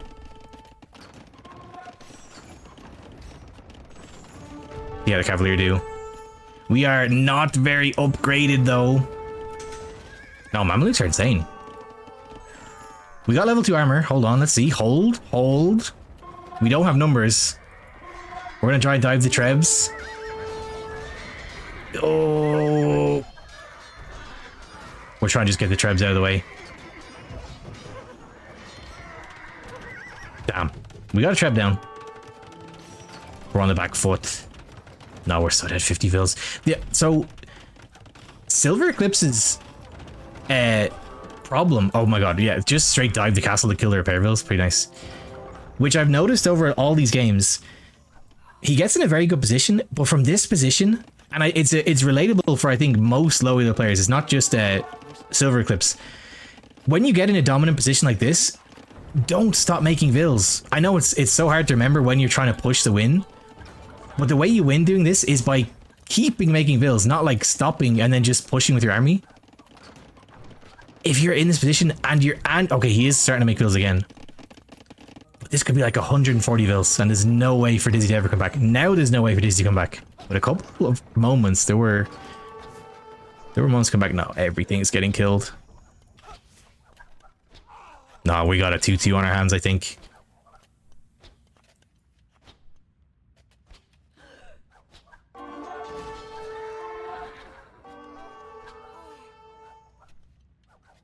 Kiki, oh, Kiki has a water spray emote. Whose emote is that? Donut Ninja. Maybe that's the new remote I need. 30. Oh yeah, she's on the island. What's going on here? We got a monastery. The bills on gold stuff. Nah, Dizzy. She knows that we're dead.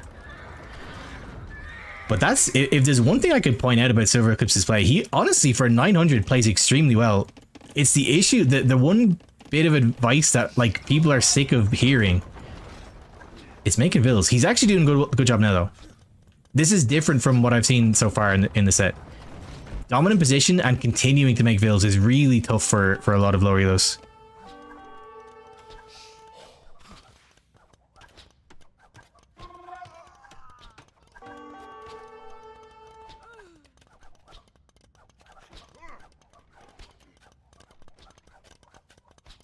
He only panic produces. Okay, one other thing is he commits to one unit very hard, but that's like a lot of people, not even low elo.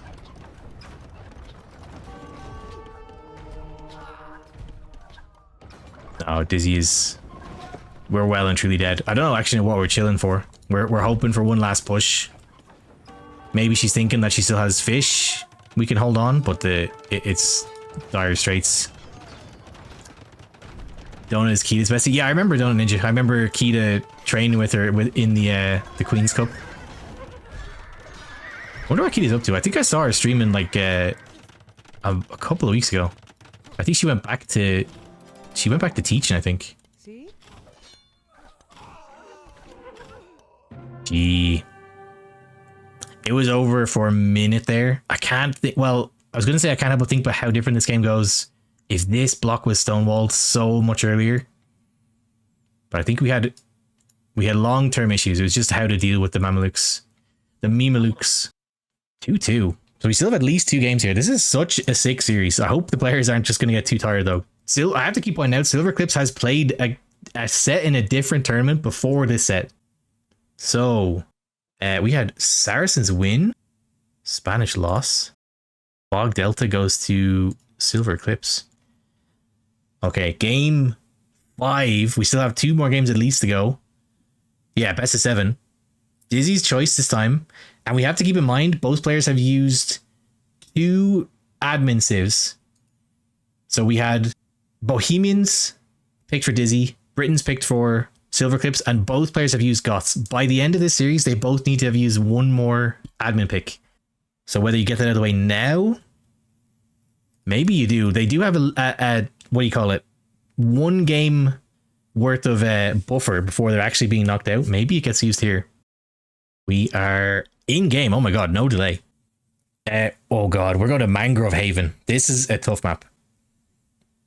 Dizzy has played this a couple times though. I've cast Dizzy playing this a couple times. Alright, Gamba is up. Let's go for game 5.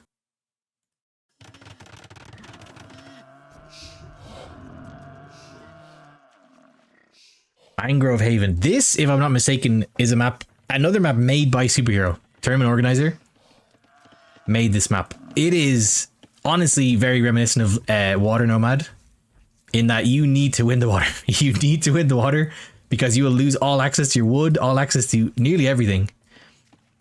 So it's very water heavy, very vicious fighting. But then it's this like central berries hunt, small fishing location. This map is generally vicious. We got Bengalis, Armenians, SilverEclipse in the north, in the orange, Dizzy in the south, on the teal. For a second I thought they swapped colors. They didn't.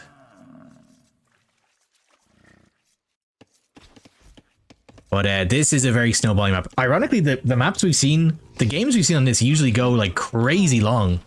For what you would think would be like the most snowbally map ever. Like surely whoever gets the slightest advantage in feudal just wins. But people pull out stuff. Like I remember Dizzy did, Kiki, I think, like ran vills to the far corner really early to hide them. And that game ended up lasting like forever. I think that was that game. Maybe it was the time I cast them before this. Was that game? Or was it Dizzy that did the one running? game where you ran like, or maybe it was Dizzy. Dizzy might have ran out here. I remember somebody running like right here and they walled like the whole side of the map like this.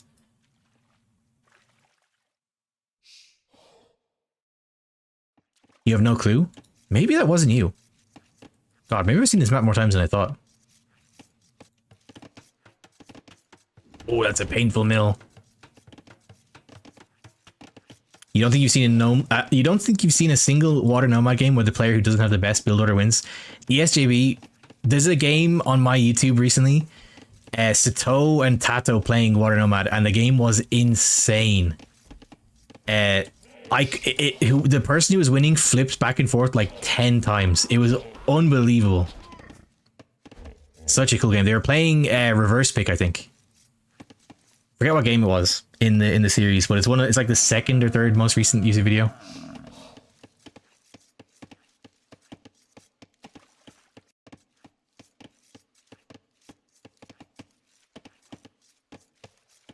Didn't they have? Oh, I'm not saying the build thing is wrong. I'm just pointing out that was a good Water Nomad game. It was so... Oh, that game was insane. I forget who was the one losing at first, but I think Tato had to make like 1 million towers. And I was like, he's so dead. Like, why is he not resigning? But then he held on like a monster.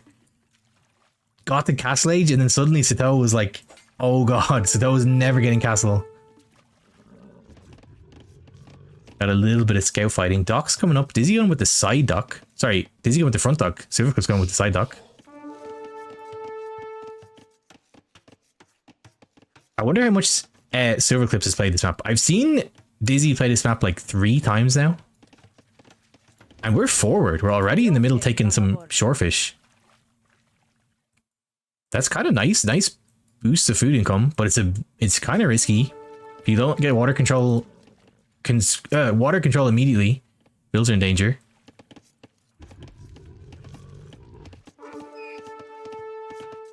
Yeah, reverse pick does make water nomad a little bit more interesting. I forgot what the civs were. Oh, Dizzy manages to trap SilverEclipse's scout. He's spam clicking. No, this scout is done for. What a trap. Passing maybe put him in an awkward position. That's a little rough. Well, at least on this map, we're going to be having more units on the map very soon. Because we have to fight for... Oh, we're going for a barracks. We need to be getting our docks up, getting ready to fight. Oh, check APM. Yeah, we were clicking. We were trying to save that scout. We were spam clicking.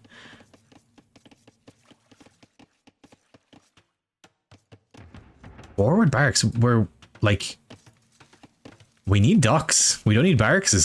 This is, I wonder what we're going for here. Fuel hits. Getting on the goal. We're going militia. Oh my god. This is very dangerous. I'm losing my mind because she's not going to be punished for this. SilverEclipse is nowhere near getting onto water yet. We're still fishing. Are we going to actually stroll? We're going Man-at-Arms upgrade first too as well. We're going to stroll Man-at-Arms straight into the enemy base.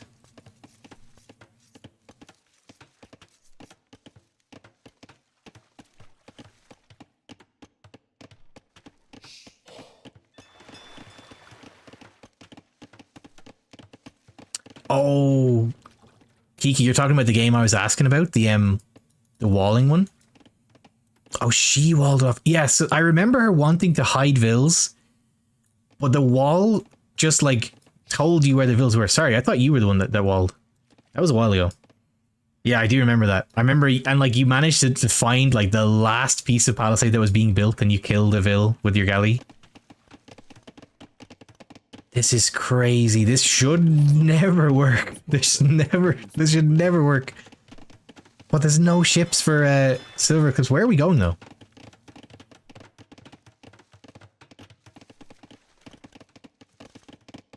We're going forging. We're going so aggressive. Armor already in. We're going forging.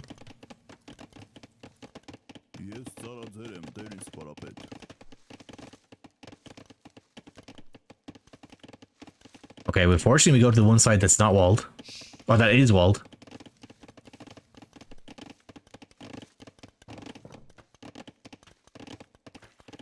This is crazy. We're just fishing. We're just chilling. I guess she wants the surprise, but like we're not even hitting like a timing. We're just strolling in, and then, oh my god, immediate tower reaction. Just galleys. Just one galley.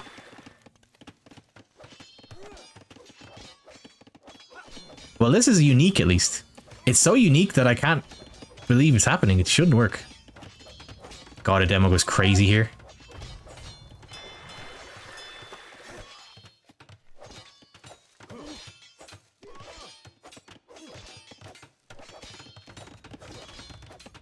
We're being pushed into a range. We have a range. This is our range.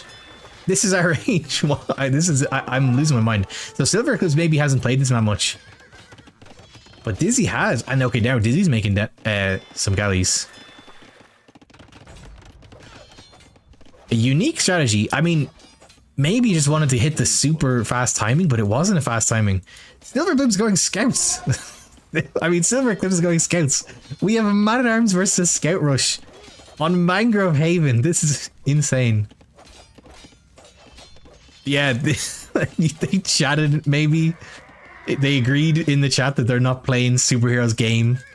They're playing this like it's Arabia or something. That's unbelievable. SilverEclipse now following up his Scout Rush on Mangrove Haven with archers. Losing my mind. Dizzy is making galleys though, and the galleys are going to just beat everything.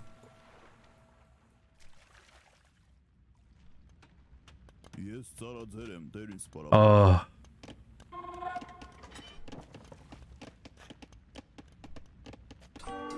That's smarter Dizzy to not hit the dock because it would remind SilverEclipse that he has a dock.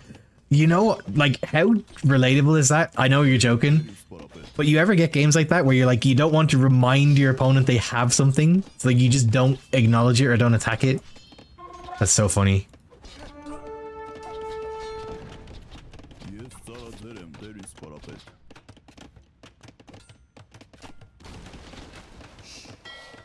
Galleys on the field now. Galleys are going to remind SilverEclipse that he has a dock for sure.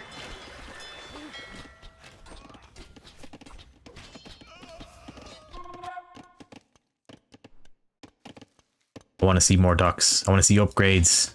Upgrades, people. Oh, we got an open. We got an overchop. Man-at-Arms nearly dead though. She's still. We're going longswords.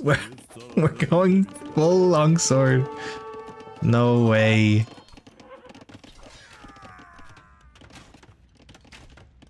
This is opened. Oh, she's gonna see it's open. She just moved these? Yeah, she sees it.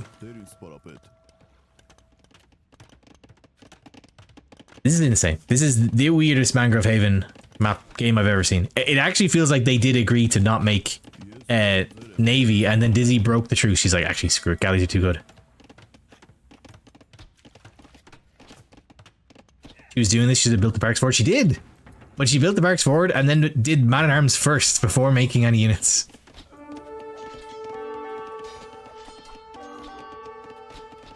So, like, she had this as a plan.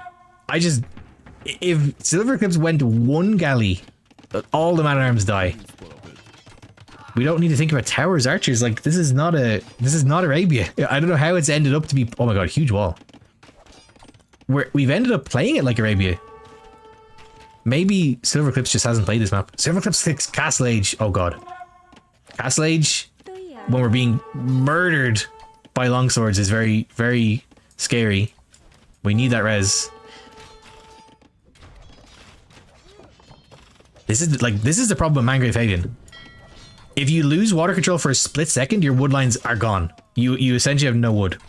Your only hope is to like run for a million years and find a random wood line and hope they don't find you. But you just get galleys parked on your wood line and that's it. No way.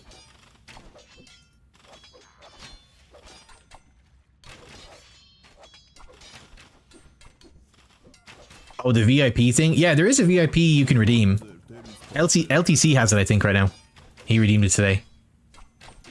The channel point thing, yeah, it's like 5k points. That's still there.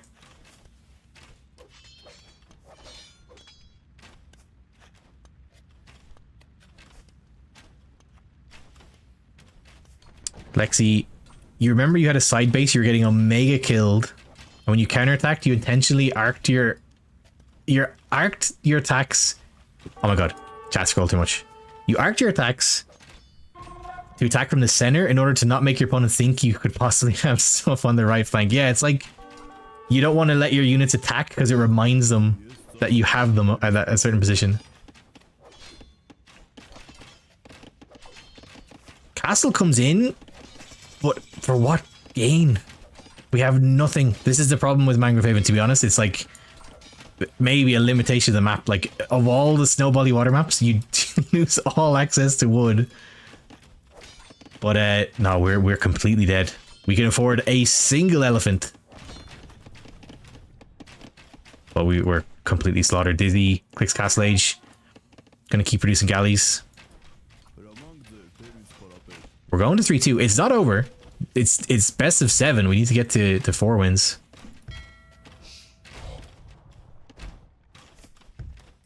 Well, I mean the set's not over. This game is unfortunately for SilverEclipse is over.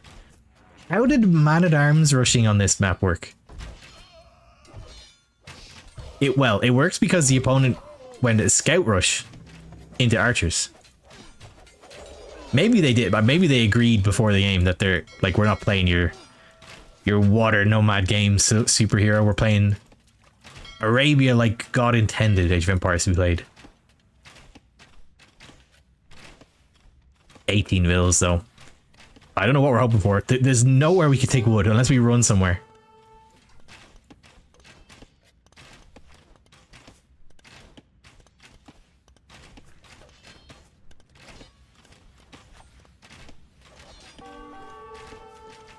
The twit. Oh, I can have like 100 VIPs, but it's the prestige. You gotta have the channel points. It's only worth anything if it's scarce. You enjoy it while you have it, or you get so many channel points that you just keep it. Here comes Castle Age. We are gonna be mega dead. Sir Conway, I don't know what to do now. I can refund that. I'm not giving you double VIP. SilverEclipse says OP save law. What?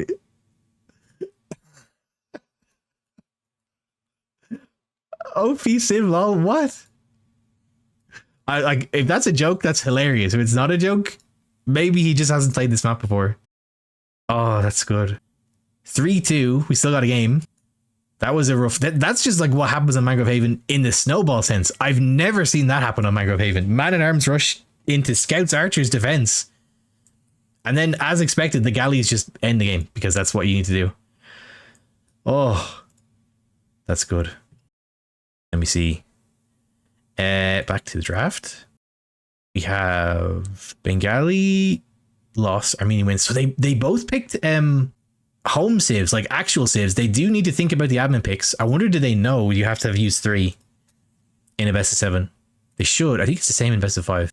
So Mangrove Haven goes to Dizzy. It's SilverEclipse's choice again. He has no home maps left. We're on to Winter Lakes or Sacred Springs. We are going to Winter Lakes. I love this map. All right, Dizzy takes game 5. Also have to point out the players are very likely completely exhausted at this point. We're going to Winter Lakes. Dizzy is on Sicilians. SilverEclipse is on Tatars. SilverEclipse going for a home pick. So if we go to game 7, SilverEclipse has to take an admin pick. Camera's up. Here we go. Loading in. Get your votes in. This could be the last game. Dizzy takes this. She wins the whole bracket. Here we go. Game 6. What a series for Winter Lakes. Oh, it's doing the equal sign generation. Where are TT's going? This is Winter Lakes. This is such a sick map. So what this map can do, you get these equals generation sometimes. Sometimes you just get pawns. Sometimes you get corner pawns. It's Nomad. It's just Nomad. But then with these really weird, super varied water generations, this one is crazy. Like, there's so much deep fish. We got to be fighting for it. Where are the TCs? We got no TCs yet. Okay, here we go. Dizzy's going for a super central TC. SilverEclipse going over to the side. We're kind of close, actually. This isn't that far. I've seen games where they're like on absolute opposite ends of the solar system. Got the dock up already.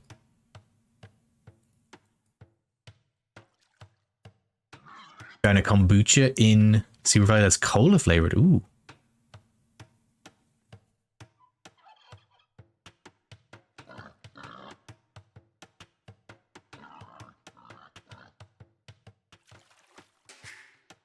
Where is SilverEclipse's Vills? Oh, one Vill about to see Dizzy's TC. Huge, huge information. Nice.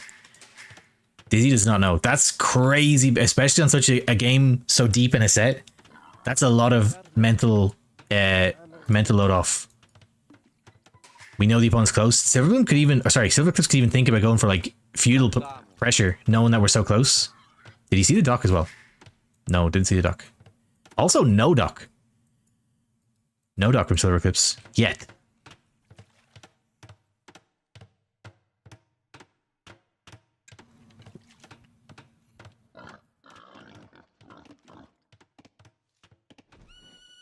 Yeah, true. This is a good start. Dock is up. Filled on wood straight away. We are lacking sheep, though. Is she exploring with sheep? Kinda. You want to send one goose back? How's the deer situation? Or the boar situation? We got a boar nearby.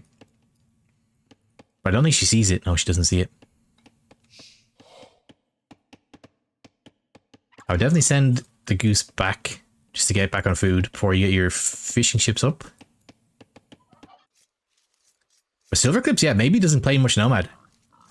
No, no dock. We're just gonna go straight on food.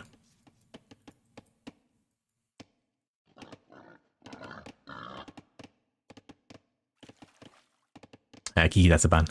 I'm not tabbing out, but that's a ban. Fishing ship on the way. We just gotta get back on food. Can she see this boar? Oh, no, she sees a boar. How did you... Is that one character? Is that loss in a single character? How did you do that? Well, it's not really loss. The top two are wrong. How the... Gee, what language is that lets you do that?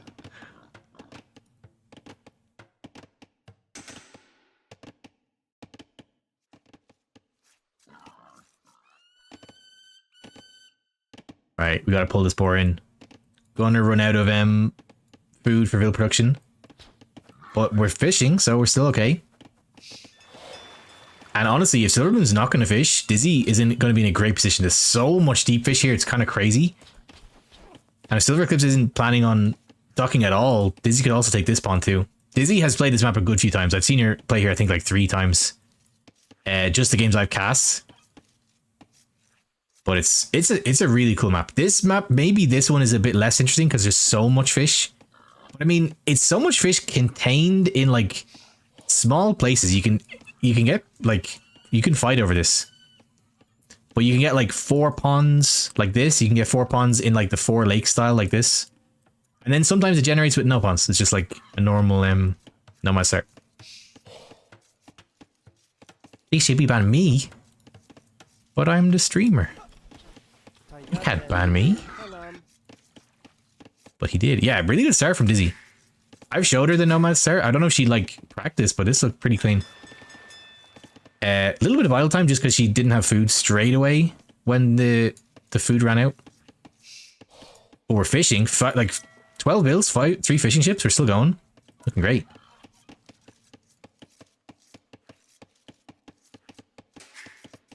She still can't see this boar. Right, we're going to push in this deer. Oh, no way. I thought she saw that. Wait, what? What did I just see? How could I see that? Hold on, let me reverse. How could she see that? Okay, I don't know if she could see that or if it's a capture age bug. I think she can see this. Because you have to like reveal further in to actually show the thing. She saw the TC for sure. That's so huge. So huge. What in God's name are you trying to post? Selam. I can't parse that at all. In OBS, that looks just like complete gibberish. I don't know what that's supposed to be. You want to start a dungeon? The new changes, the Dark Age dungeon.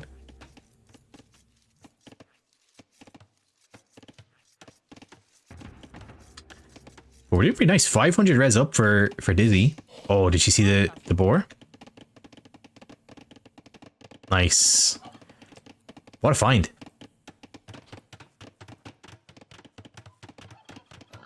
What a... Is this looking right for anyone? This looks like it doesn't work at all for me. I cannot see what the hell you guys are posting.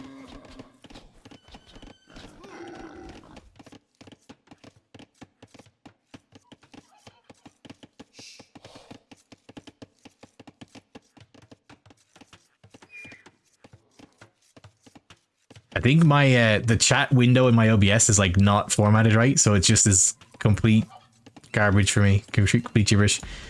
Nice dungeon timing though. 4 fishing ships, yeah. We're gonna click it pretty nice. SilverEclipse might just barely. We're spending. Oh my god, we're getting a lot of outposts. Okay, this is the fear of either the Dizzy forwarding in general or just fear of Sicilian shenanigans. 3 outposts is a little bit much. Okay, he's gonna dock. Doesn't know that Dizzy's already here though.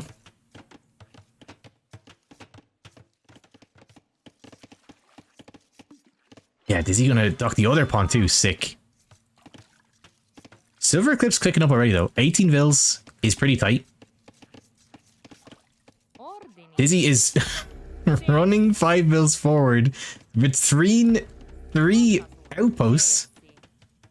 For what? To get to a stone pile. There's a stone pile right here. What are we? Oh my god. Did SilverEclipse not see that? He didn't react at all. Like, not that he really can react. But nothing moved. He might not have seen that. He's still building outposts. Like, if he saw that, you'd think he would be coming over here with this Vil. And checking out what's going on. Feudal on the way, though. Feudal in for SilverEclipse. Just clicked for Dizzy, but Dizzy had a pretty nice build. 22 Vils, going up to 7 fishing ships. It's going to be nice and smooth. SilverEclipse now and Feudal only starting to fish. And we got 2 militia. Yeah, the power of fish, 700, 800 res difference.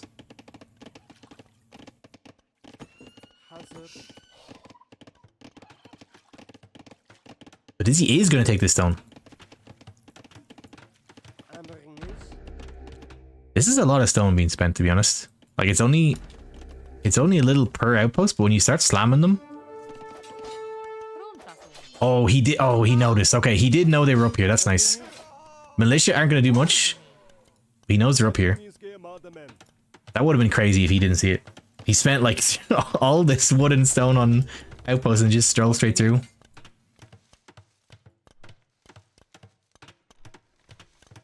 Oh, no worries, Lexi.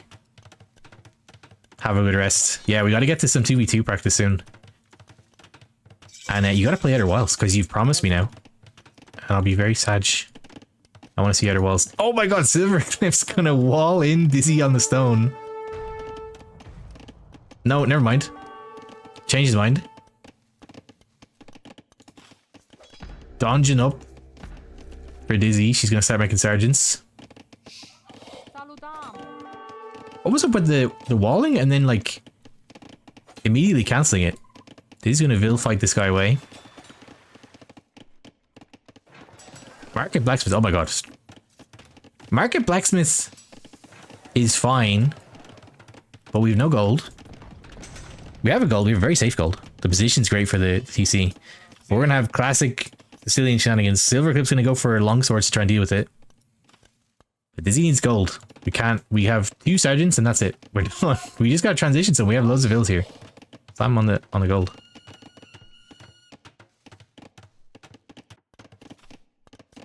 tasılır. He. Hazır. Salutamo. Oh, SilverEclipse with the galley is pretty nice. Clear out some of Dizzy's fish, but honestly, the fish have definitely got their value back. They've been fishing the whole way through. Ordini. Go to take them out when you can. But she's also got this fish over here. Sessi. Got it. Wait, what? Did this one get away? This one got away? Hold on. I gotta see what happened here. What the hell happened here? SilverEclipse with the quick walls. What happened here? Hold on. Right, notices the vills being chased. Silver, no way. SilverEclipse with the moves. That was slick. Like, the amount of players at this elo that have practiced for quick walls like crazy is so funny to me. Dizzy is one of them as well. It's like the last skill you need at this elo, but they definitely, they just think it's so cool. So they really want to be good at it. That was so funny. So saved this video. So Dizzy, I don't know about SilverEclipse. That was really, honestly, very impressive. Dizzy is the same, where she had just started ranked and she loves the idea of quick walls so much that she like practiced them like crazy. When like of all the things to be working on at 8 or 900 elo, quick walling is not, I think, one of the most important skills. But then you get the flashy plays like that, and now we're quick walling in a tower. Right, this is a bit much. This is, okay, we're gonna send Vills back to fight it down. That's so good. I love it because like just you work on what you think is interesting, what you think is cool. But she's gonna fight this tower back.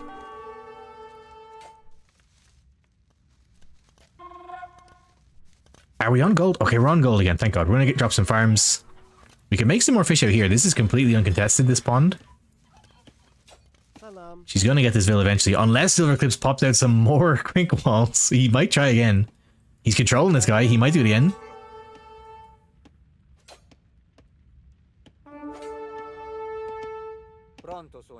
Goes down.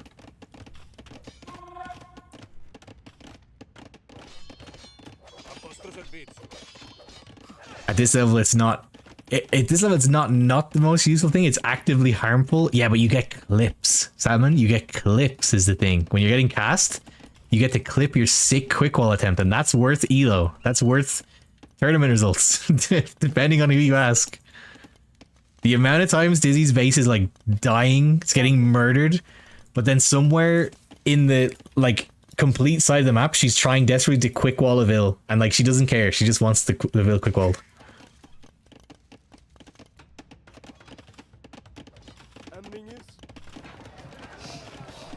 Market going up. Did Dizzy click up, or where did all the res go? What did she spend her res on? She did click up. I don't know. Didn't use the market. She did drop like a ton of farms. Maybe that was it. I don't know what she did with her food though. She added some sergeants. Maybe that's what happened. They might be dying.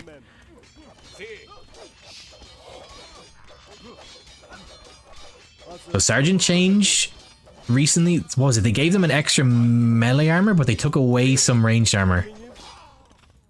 They're slightly worse against range now.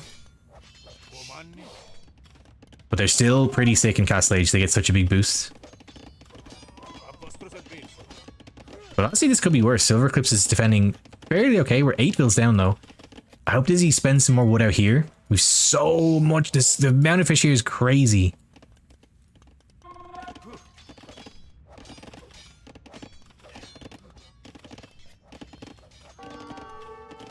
Oh, right as I say it, she queues a bit. She queues a fishing ship. We're housed though.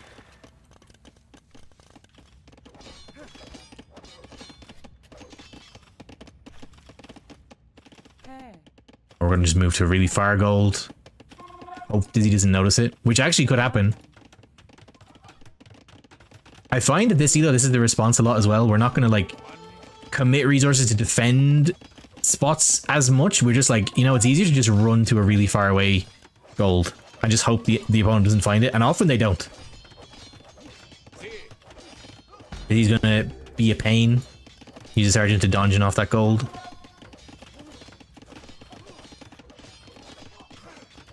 I think it's cool to train fancier stuff like killing boar with TC and pushing deer so they become natural. I mean, so many people though do push deer and pull boar pretty well. There's so many, like, myriad reasons why people get stuck at low elo. But we got some fancy finger players at this level. Maybe it doesn't all come together into being like a super high elo play, but they definitely practice like micro, quick wall, stuff like that, just for like the most insane clips out of nowhere. But then in the background of the clip, they have like 20 villagers. They're like stuck in Castle Age. Their base is being flattened by trebs. But damn, did they quick wall that bill. They saved the bill with insane quick wall. Dizzy clicks the Castle Age. We are very, like, we're in so much trouble for SilverEclipse.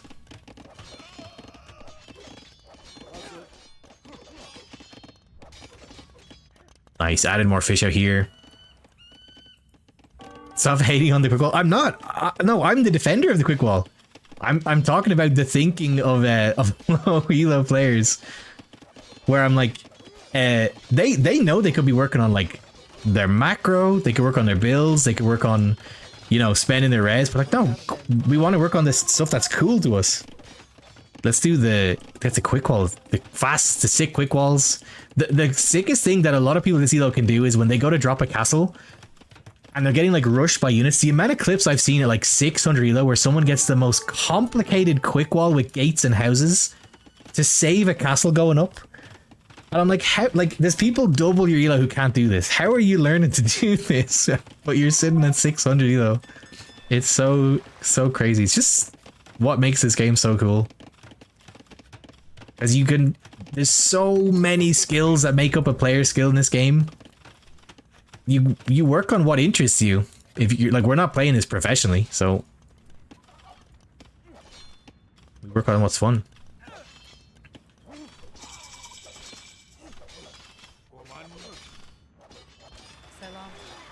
But what's not fun right now is the game SilverEclipse is having, because I think we are completely dead.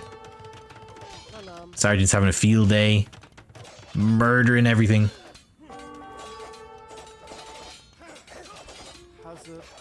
GG. That's it. By the way, I was completely talking about this as if the whole series was over, that I was going to continue on. It's actually done. SilverEclipse calls it, means Dizzy is Draft Showdown 2 Bracket G Division Champion in a 4-2 win. What a series. I think a little bit anticlimactic. I kind of wanted a Game 7. But damn, Dizzy. Is this Dizzy's first final? I'm trying to remember. Final Draft Showdown 2 winner to Peregrine's despair. Let me see the APMs. 30. I mean, yeah, that's pretty standard for the though. We got some moments where we are clicking like crazy though. That's not bad. SilverEclipse couldn't get there in the end. I have to point out once again, I've said it many times, SilverEclipse is a trooper because he played a different series before doing this series. So he, like, his brain was probably complete mush. But what a showing. This was such a sick series. You were defending to defeat the bully, not succumb to them. Dizzy takes it. What a, oh my god. We had to finish it off. Tatar loss, and then Dizzy took Sicilians from the admin pick for a win. Yeah, also, if Silverbloom won this game, we had to go for another admin pick. That was also an issue. We didn't get to see Sacred Springs. Dizzy takes it 4-2 Draft Showdown finals. What a final.